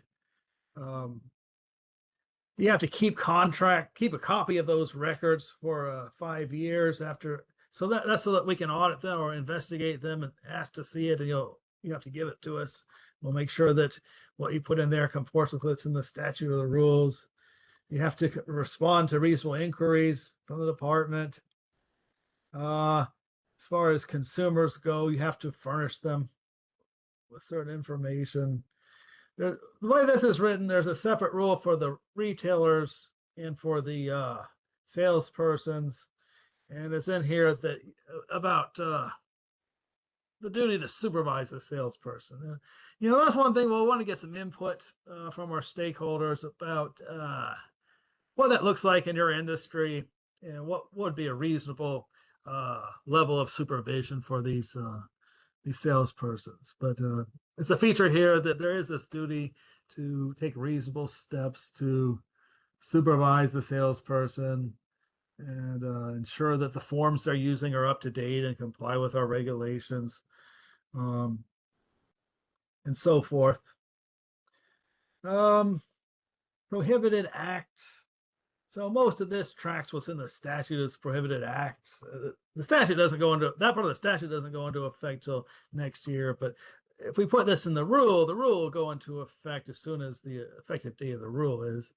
We want to be sure to get some rules in effect ahead of September 1st, 2026, which is the date that you're going to have to get a registration. But some of these things, if we get this rule package passed sooner, we can get rules into effect sooner. And that's something we want to aim for.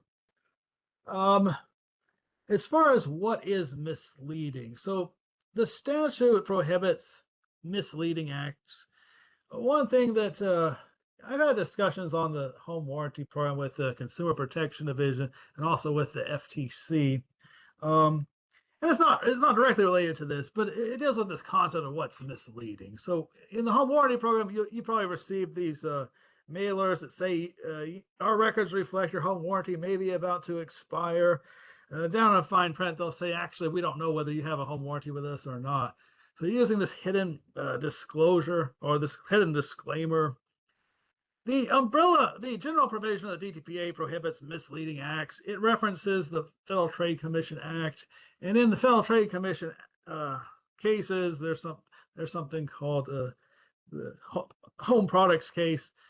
It defines what's considered misleading, and it deals with the issue of disclaimer. But basically, all that to say, in this draft of the rule, there's a 3-part definition for what could be considered misleading. And the most important take-home message is something doesn't have to actually be false to be considered misleading.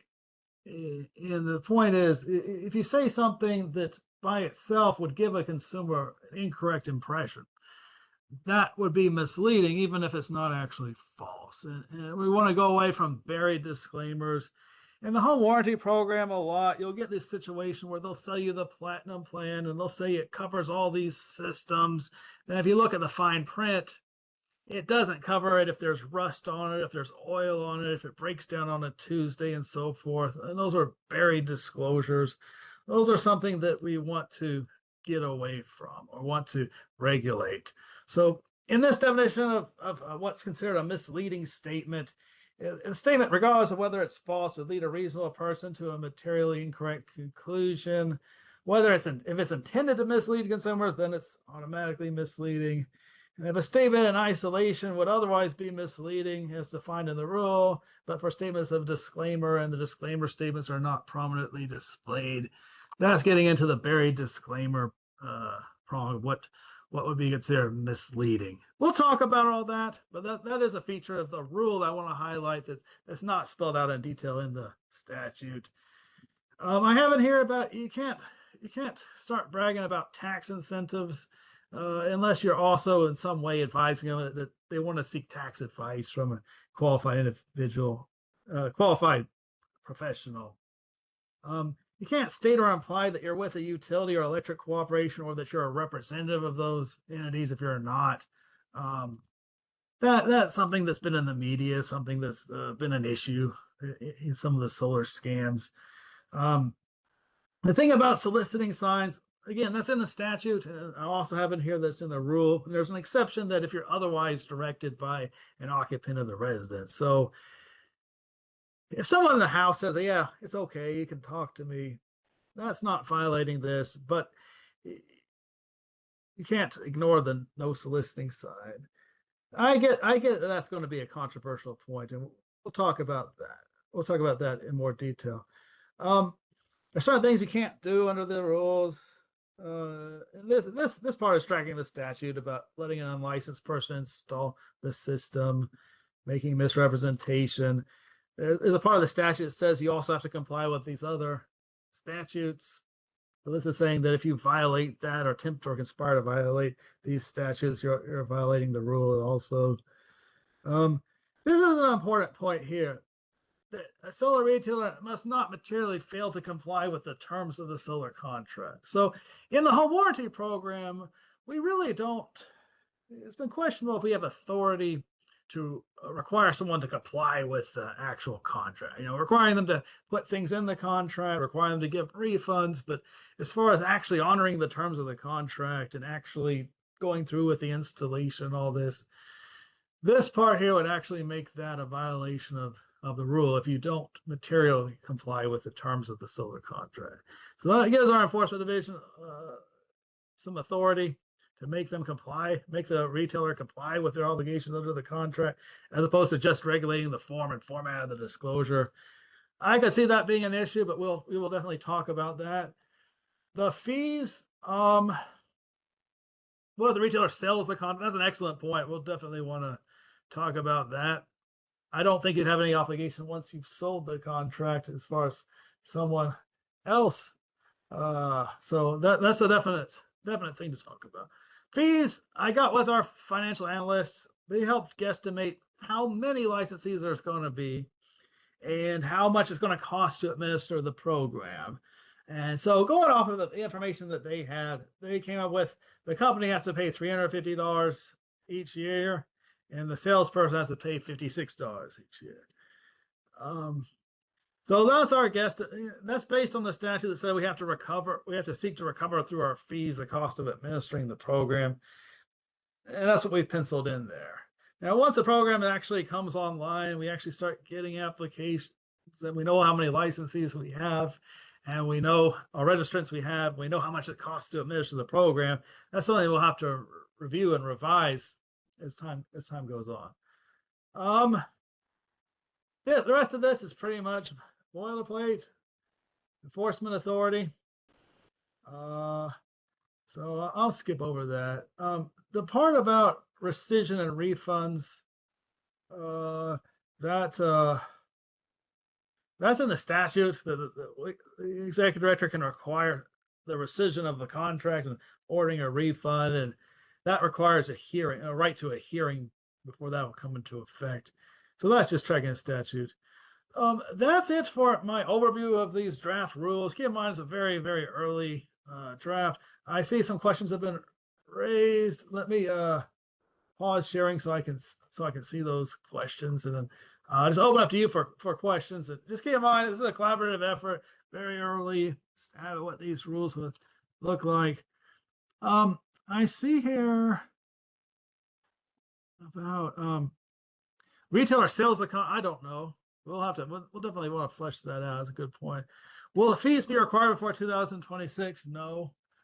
You don't have to pay us a fee until you have to be registered by September 1st, 2026.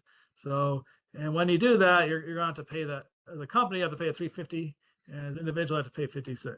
But that's not finalized, but and that's designed to cover the cost of administering the program. We're already administering the program, but in a kind of a reduced way. And hey, Stephen, real quick, just with the deadline for the rules is June 1, 2026. That's like the latest we're going to need them to be in effect, and part of that is so that we can't start taking applications and doing all this till we have rules in place. Yeah. So if those rules are in effect June 1, we'll spend June, July, August getting people registered so that there's plenty of time, to meet that September 1 deadline. So that's kind of the goal, is summer 2026 will start. Yeah, I'm just concerned about some of the smaller installers that are trying to figure out a way to get past this, 30% tax issue that went away. And they're just trying to stay alive until they can figure out a runway. So if it's postponed until June, that shouldn't be a problem. Okay. Yeah, Jeff, you're right.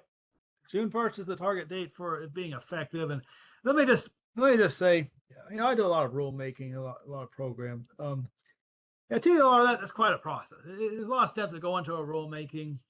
So things can take a little bit longer than you think they will. After we get a draft that we're comfortable with, we'll have to get a fiscal impact statement, and there's some paperwork on our end. We have to go through the governor's office. There's actually 2 offices within the governor's office that will look at this. Then we'll publish it in the register, take the register, be a 30-day comment period, and then we'll take it before the commission in a commission meeting, and then the commission will decide whether or not to adopt the rules. So given all of that, and given the fact the commission only meets every so often, we're under somewhat of a short turnaround. We have time to look at this, we have time to talk about this, but just keep in mind there's going to be a lot of steps before this thing goes into effect. Okay, so I got some other questions in the chat, and let me just open it up. Mr. Road has his hand up for a while now. Okay, I'm sorry, I don't even see that. Go ahead. Hey, sorry, thank you. I was actually just writing my question in the chat. So I was reading through some of these definitions in your proposed rule. I noticed a couple of them are slightly different than the statutory language in 1036. And I was wondering if you guys pulled those from another statute or kind of where that definition came from. Okay. Which definition in particular? There were solar retailer and solar salesperson were a little bit different. And then for number 12, person, we just want to make sure it's the same as the statute. It doesn't it doesn't include more people than the definition of people is kind of laid out in 1036. I think person comes from the Code Construction Act, Government Code 222. Talks about the difference between an individual and a person. An individual is a human being, and a person includes legal persons. I'll have to take a closer look at that. See, I'll have to compare that how it is in the statute. But yeah, if you have concerns about that, if you could kind of flag those, we'll take a closer look at that. All right, I appreciate that. And then, sorry, just one last question. Yeah. So we talked briefly about the insurance requirement. I was wondering if there's a statutory basis for that. I was reading through 1036 kind of quickly, so I might have missed it, but I wasn't sure if you knew that information off the top of your head. Yeah, I know that's in there. I can pull that up right quick. I know when we were going back and forth and drafting this, we had talked about, are we going to require a bond or a letter of credit? And we decided not to, or we didn't push for that. We don't push for anything, by the way. We don't lobby or anything. The insurance is in, I believe it's in the section 1806-101 about registration. But let me double check that. Thank you. Sorry, I just got kind of dropped into this last minute, so I might just be playing catch up or missing something. Yeah, 1806-051 is the powers of the general powers and duties. It says establishing insurance requirements for solar retailers. So it's under that. All right, I appreciate that. Thank you. Sure. All right. So I know what I'd like to do is let me be sure to address everything that's in the chat, and then I'll open up and kind of address your verbal points. Is there anything else in the chat we haven't addressed? There's a good question here about what happens about the mechanics of the refund and how this will work if the customer is locked into the contract or there's damage to the home. I think a lot of that needs to be kind of fleshed out with enforcement about how this is going to work, but it is in a statute that we can order, the executive director can order the refund. Now, how that would work, I don't know if we know. I know that it will probably be a written order from the executive director. The executive director issues other kind of orders and other programs. She has authority to issue in the elevator program. There's a stop order, take an elevator out of service. In the fuel program, there's a stop sale order for fuel. And in all our programs, there's an emergency order authority. The executive director can or someone to stop doing something. This is kind of like that, but it's a step above because it's not a temporary type of thing. It's ordering the cancellation of the contract. I assume it'll be a written order that says that you must, the contract is canceled and that you must return the equipment, and it'll have to spell in terms of how that's going to work. And then there'd be a right to a hearing within a certain number of days of issuing that proposed order. And hey, Stephen, real quick, if I could just jump in, I think Yeah. that particular section is only after there's been a hearing and a finding of a violation. So, Right. so the commission finds that you've definitely violated this, or you've had a hearing at ALJ or whatever, then only then the executive director can take that action. So it's not like they could just sort of look at any contract and go refund, it's going to be at the end of a whole process before we get to that point. Do you understand it the same way? That it's kind of like it's part of the penalty. You can look phase, at I it think. that way. Yeah. But no, I think the executive director could order the contract canceled, but it'd be a right to a hearing before that cancellation Right. actually goes into effect. Right. So Right. it's a process. Right now there's a notice of alleged violation is what we call it, NOAV, the Enforcement Division issues, and that's sort of the charging instrument in an enforcement case.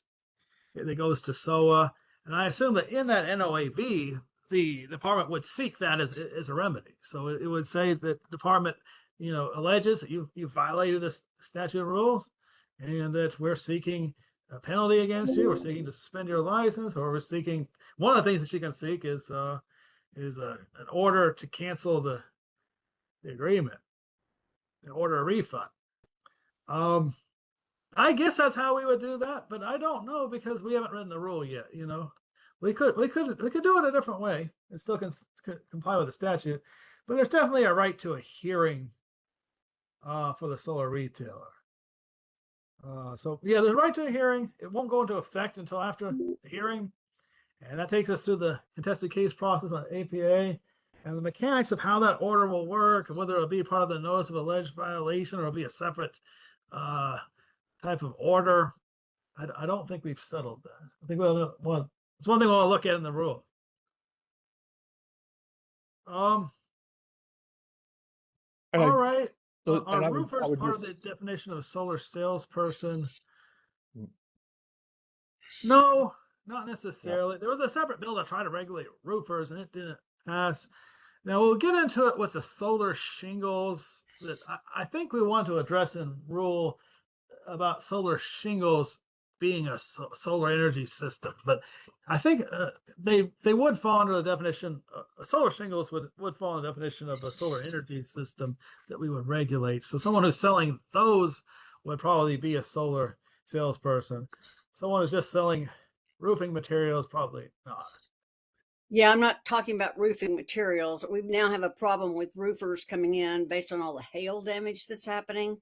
Okay. And, they're now selling, panels because they see it as an opportunity to make some money, but they don't even have, my understanding is they don't even have electrical contracts in place. So Pete, if they're selling panels after 9/1/26 and they're not registered, then we'll go after them. That's okay. Yeah, we'll have the authority to find them. Or now there's unlicensed activities. Solar energy system, the way the statute, it's not just panels anymore. There's also shingles, solar shingles. So that's a good point. And that's something we want to make clear in the rules. If it's not already clear enough, we want to make that clear. Mr. Mathis? Yeah, I may be late to the party, but at one point my understanding is that if you're not a licensed electrical contractor or a master electrician, you cannot offer any electrical service, which included solar.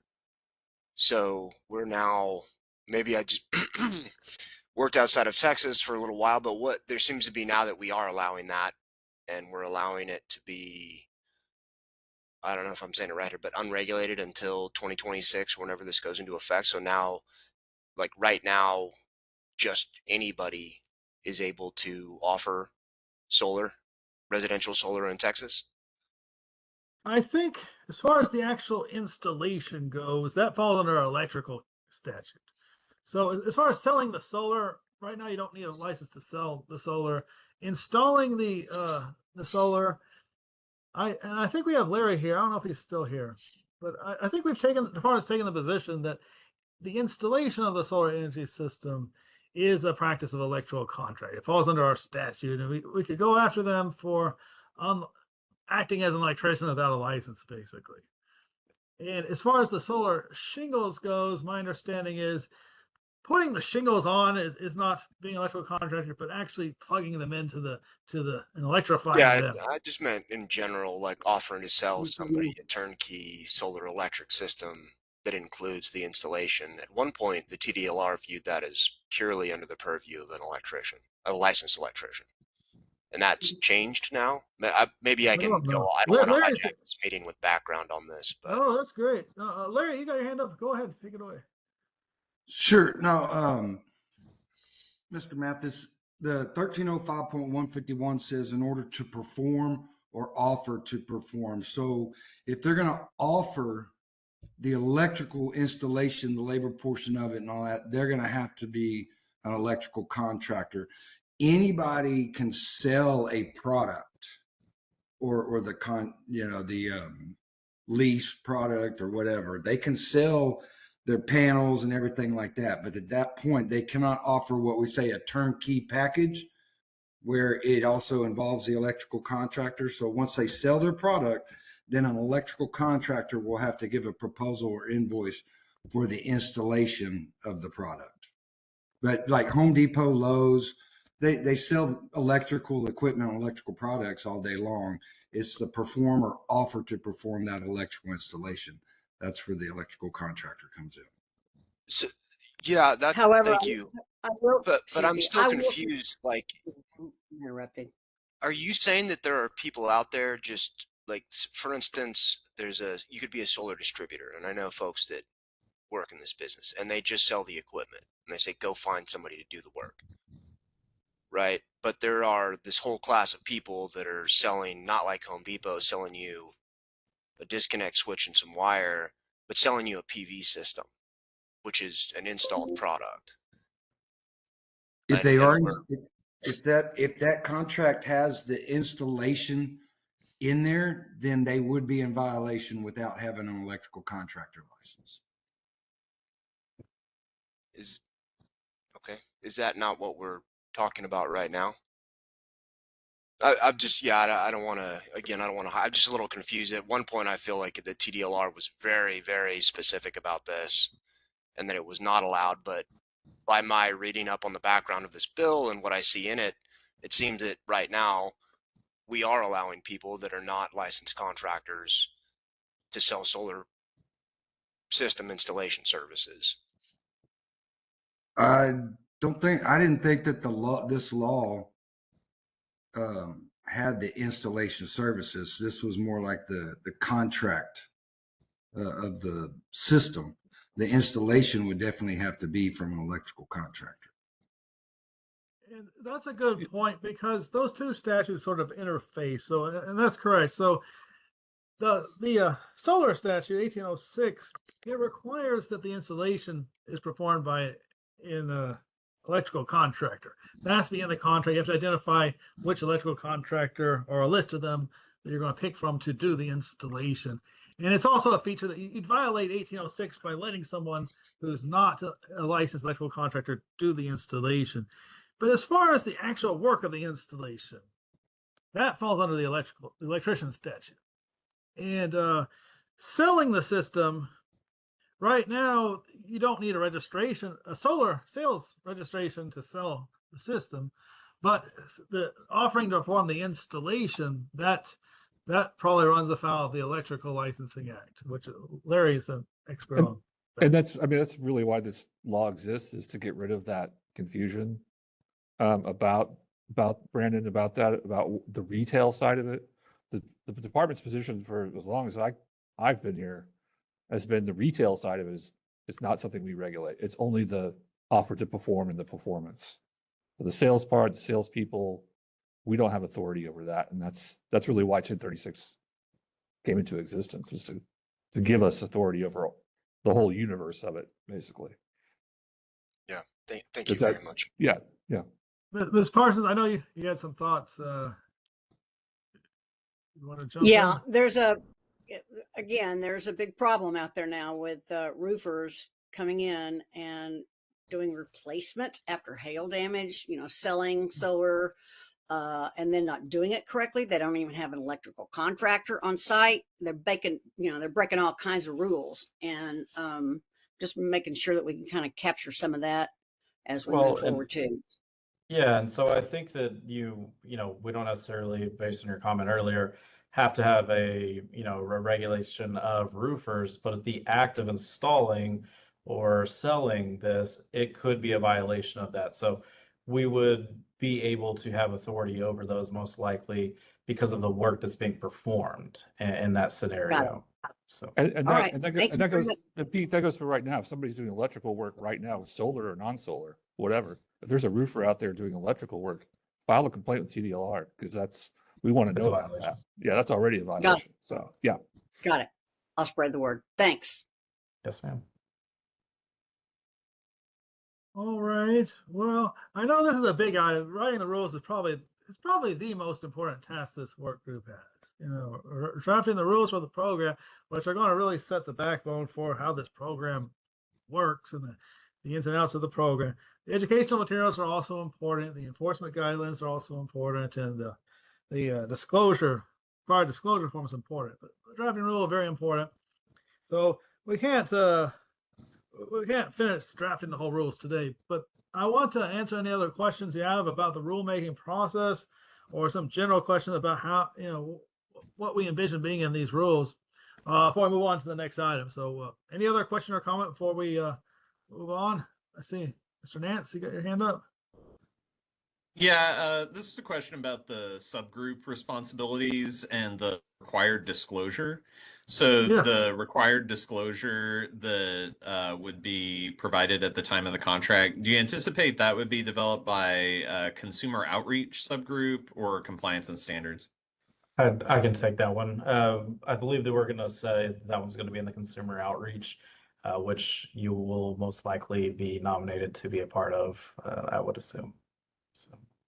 And if you want, I could give you a quick sneak peek at what that form might look like, but just keep in mind, it's under development. It's, we just started thinking about really what we want this to look like. Let me just give you a quick sneak peek of what this might look like. Keep in mind, I think that what we actually go with might look a lot different than this, okay? But what I have in mind, I've shown on the screen, it'll be a form that you have to fill out and get the customer to sign and get the salesperson to sign. And it'll say, Texas residential or solar retail transaction consumer disclosure statement. Have a little blurb about TDR regulating solar. It'll have some identify right on the sheet who the salesperson is, the registration number, contact information for the department, the key facts about your solar contract. And I really haven't we haven't really thought out exactly what's going to be on here, but one of the items we want to ask here is will the solar contract be financed through a loan to the consumer? And if yes, has a federal truth in lending disclosure form been provided to the consumer? So we want input on that. As far as we're thinking about putting in the actual cost of the system, we're looking into promises about how the system will work as far as the peak generation power. There are other measures of how the system will work that we might look into requiring. And the idea is there'll be this form that we might also want them to disclose if there's an arbitration clause.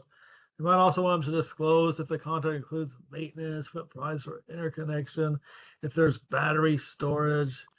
This is just a very, very early state, but we do anticipate about the loan that we want to include certain facts about the loan. And we might put on that form that the Office of Consumer Credit Commissioner regulates a loan, if that's accurate. If it's not something you regulate, we don't want to put that on there. We don't want to put on that form that you need to call OCCC if you're not the right person to call. So that's something we want your input on.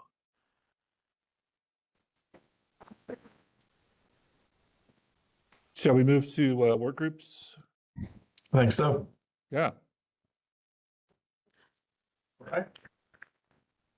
All right. So agenda item H, which is the division of our work groups into the sub work groups for rule drafting. So everything we've been talking about today, all of the comments that are being had on the side, these are the groups where we're going to flesh out questions and then bring it back to this big group at a later time.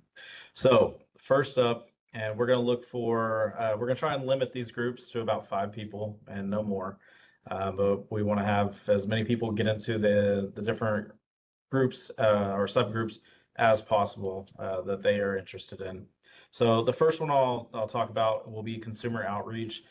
That's going to be the area where we're going to require the consumer information, education materials, the thing that you just saw Mr. Leary provide on the screen, and I don't know what else we will potentially cover within that topic, but really anything out there to consumers, website notices, statements that need to be said, any information that need to be provided or required through rule would be discussed within the consumer outreach subgroup. So I know Mr. Nance, looks like you are going to be fairly interested in that topic. Is that correct?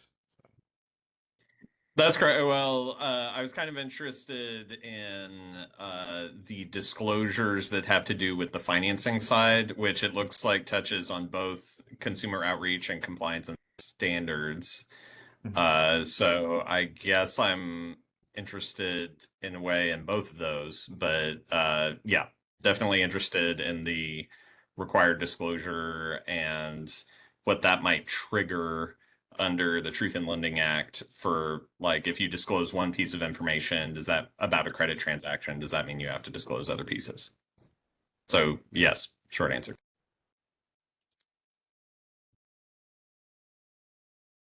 Thank you. Is there anybody, especially any of our ex officio members, that have a interest in a certain work group, or that you have a responsibility that requires you to be in a specific work group?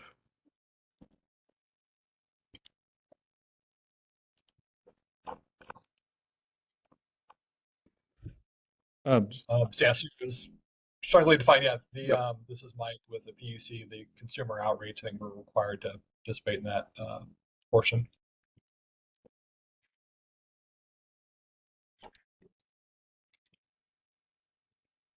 Jeff, did I hear you for a second? Yeah, I was going to point out we also Office of Attorney General are representatives for that. They're asked to work with the PUC on educational materials in the statute. So, and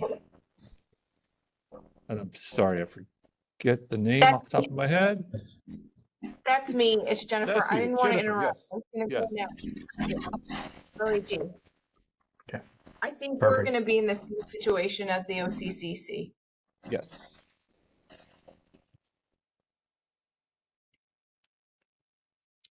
Yeah, this is Pete Parsons. I put it in the notes, but I would like to be on either compliance and standards or enforcement, wherever you need me. Okay. I'm going to try and go one by one real quick. And so is there any more interest that we have from consumer outreach? But I will notate that, Pete. Yeah, we do. TSSA, we've got a pretty robust media operation. We've been working with Mike and his team on implementing the Van Dever bill, so we'd be happy to help out. Thank you, Mr. Stover. Jeff, do we need OPUC on that group? I believe Stephanie was saying something, and I'll come back to you, Stephen. Okay. Yeah, yes, sir. I would like to be on that, either the consumer outreach or the compliance and standards, but maybe consumer outreach would be better. Thank you. Stephen, what were you going to say? OPUC, the Office of Public Utility Counsel. Do we need them on consumer outreach? I don't think they're specifically mentioned in the that part of the statute, but they represent the consumer and small business and proceedings before the PUC. I think that makes sense to have them on that if they're interested.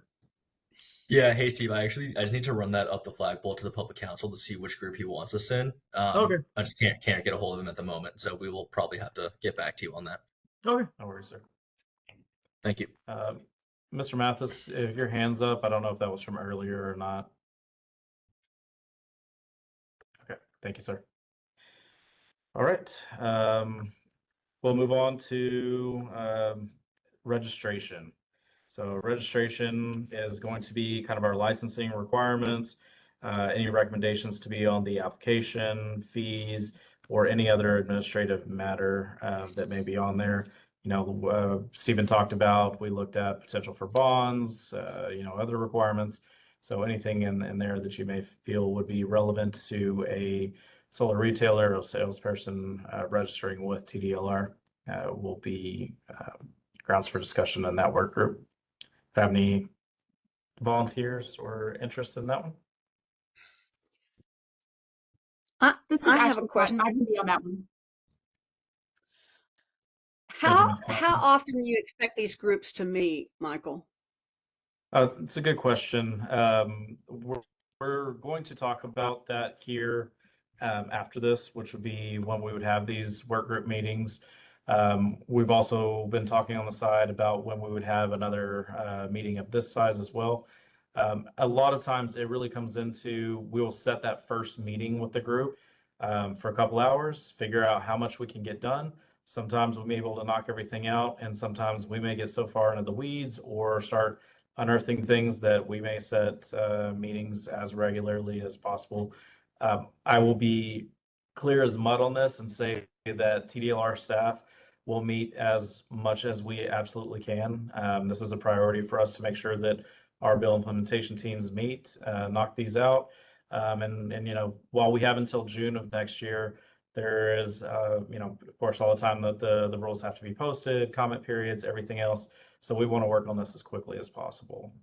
That's a roundabout way to answer your question, but it would likely be, once every, a week or 2 weeks, potentially, depending on how much work is involved in that actual work group. Thank you. Yes, ma'am. And again, it's going to work with y'all schedules as well. We're going to move things around and work around the volunteers that we have on each group and their schedules as best we can. All right. A good question. So for registration, I have Ms. Cotton, and being on one does not exclude you from potentially others. We are going to try and make sure everybody ends up on at least one. Michael, we're happy to jump in on this one too, and that'll be it. Probably we'll do communications in this one. Appreciate you, sir.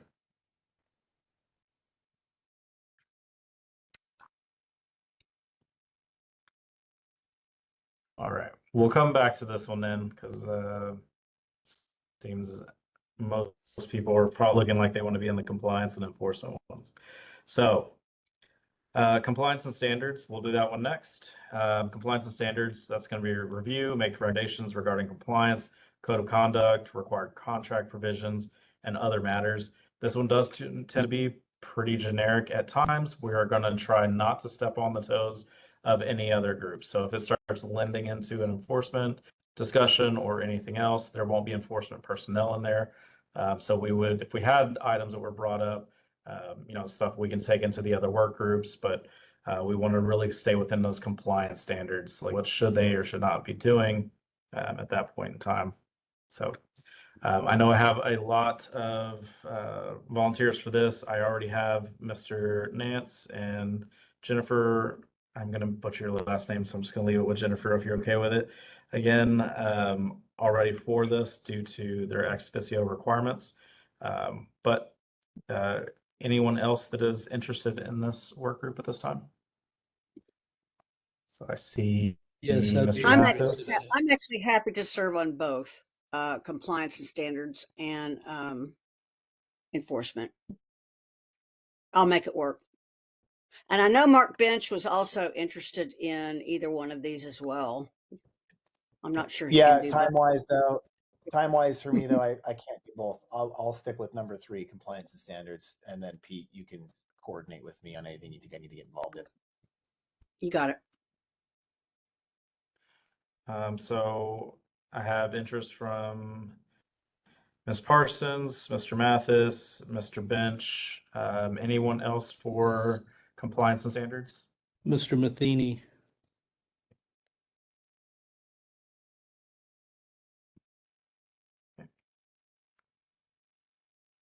All right. Thank you, sir.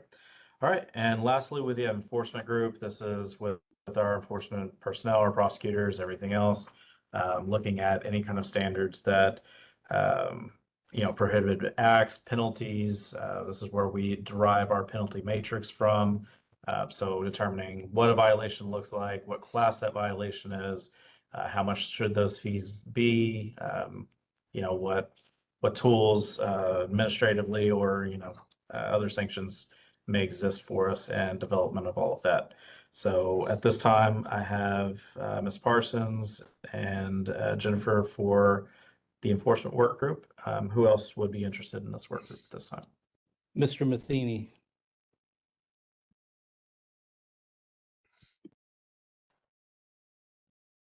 Stephanie Mace, if you wouldn't mind adding me, please. Yes, ma'am.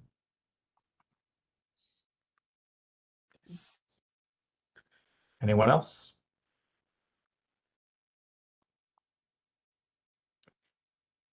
Is there anyone that is not on a work group at this point in time? Besides William, or Will you go back?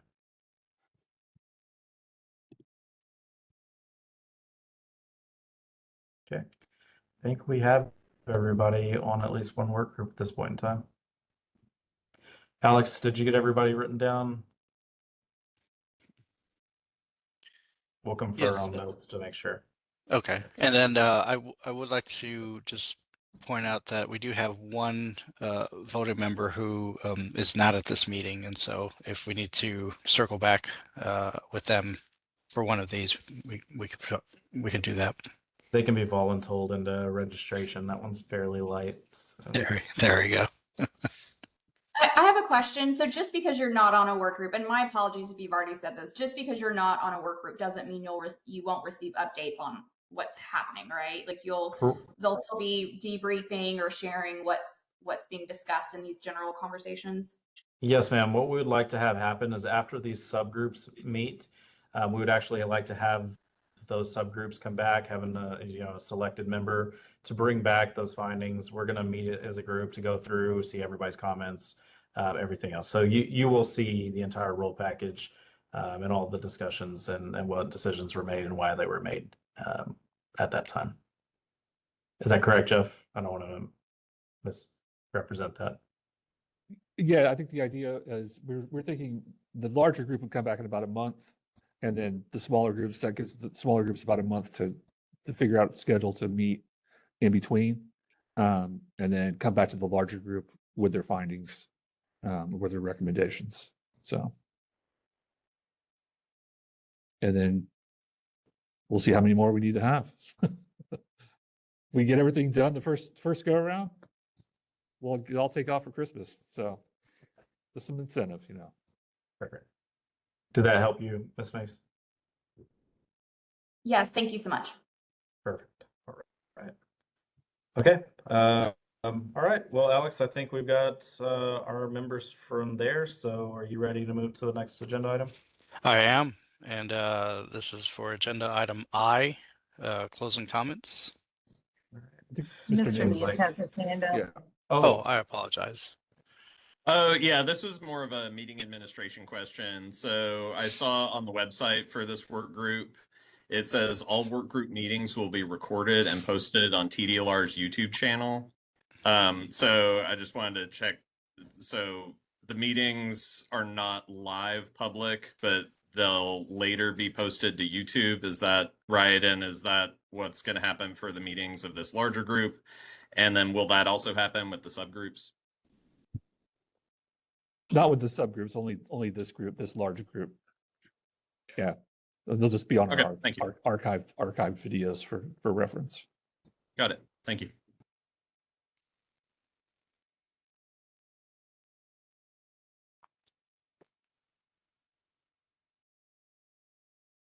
And I think we see Alex Williams says OPUC would like to be in the consumer outreach and registration groups.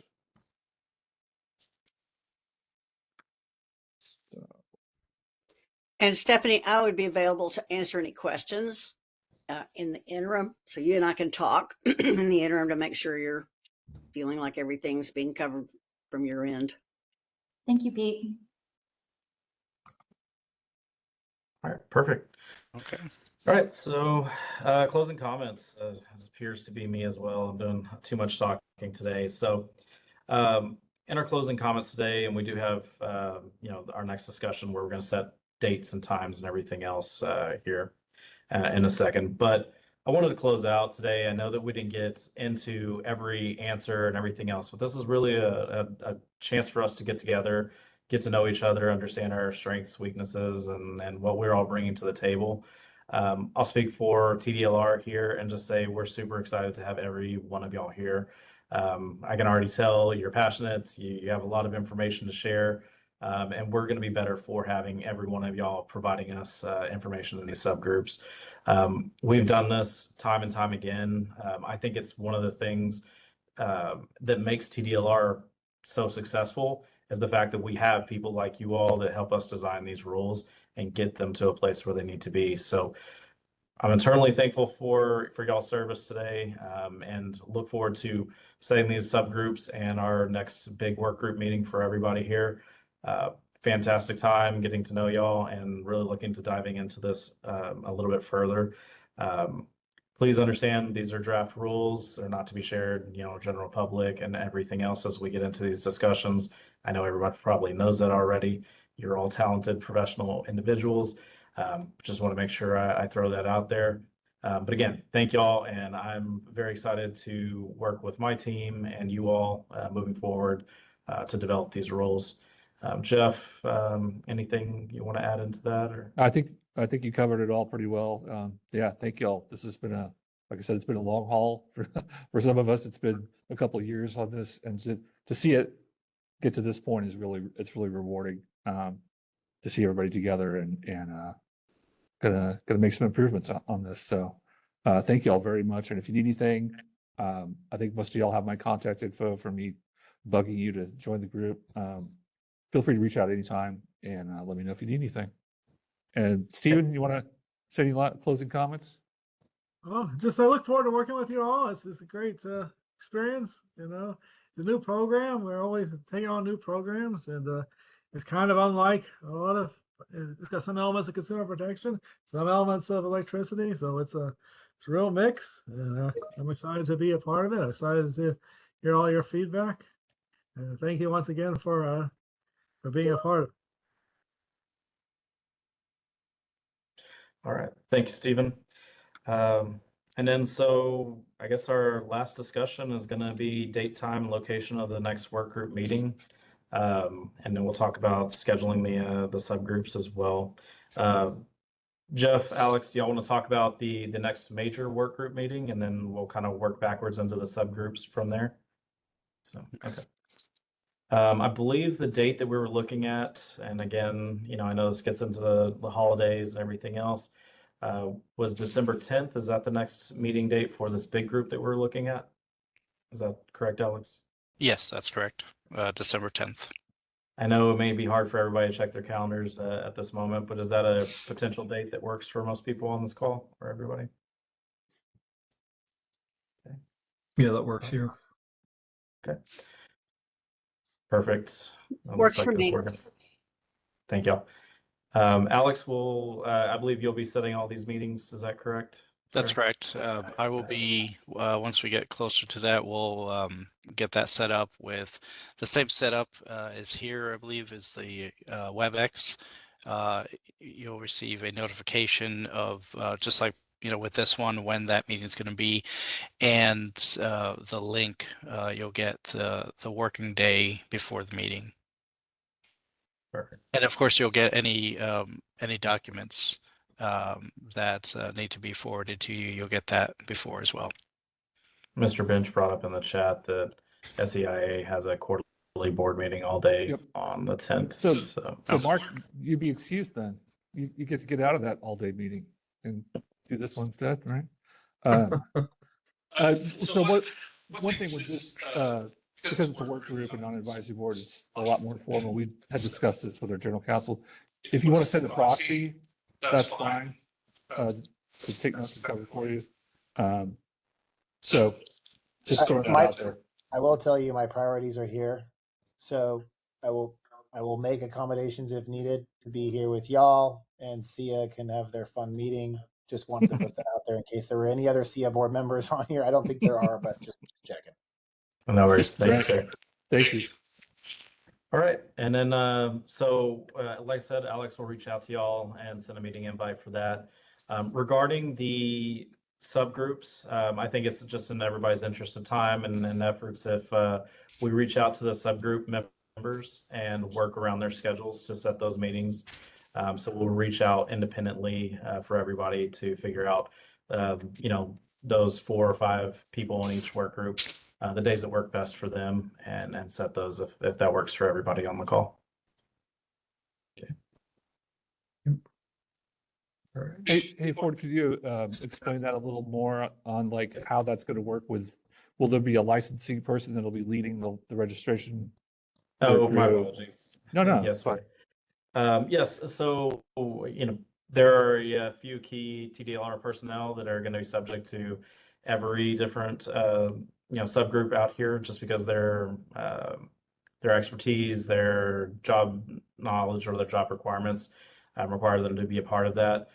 But each of our work groups are going to usually be led by a specific individual from a different division that you met here today. So when it comes to registration, you're going to probably see Mary Hoffman and the licensing individuals from earlier, kind of the behest or the forefront of those meetings.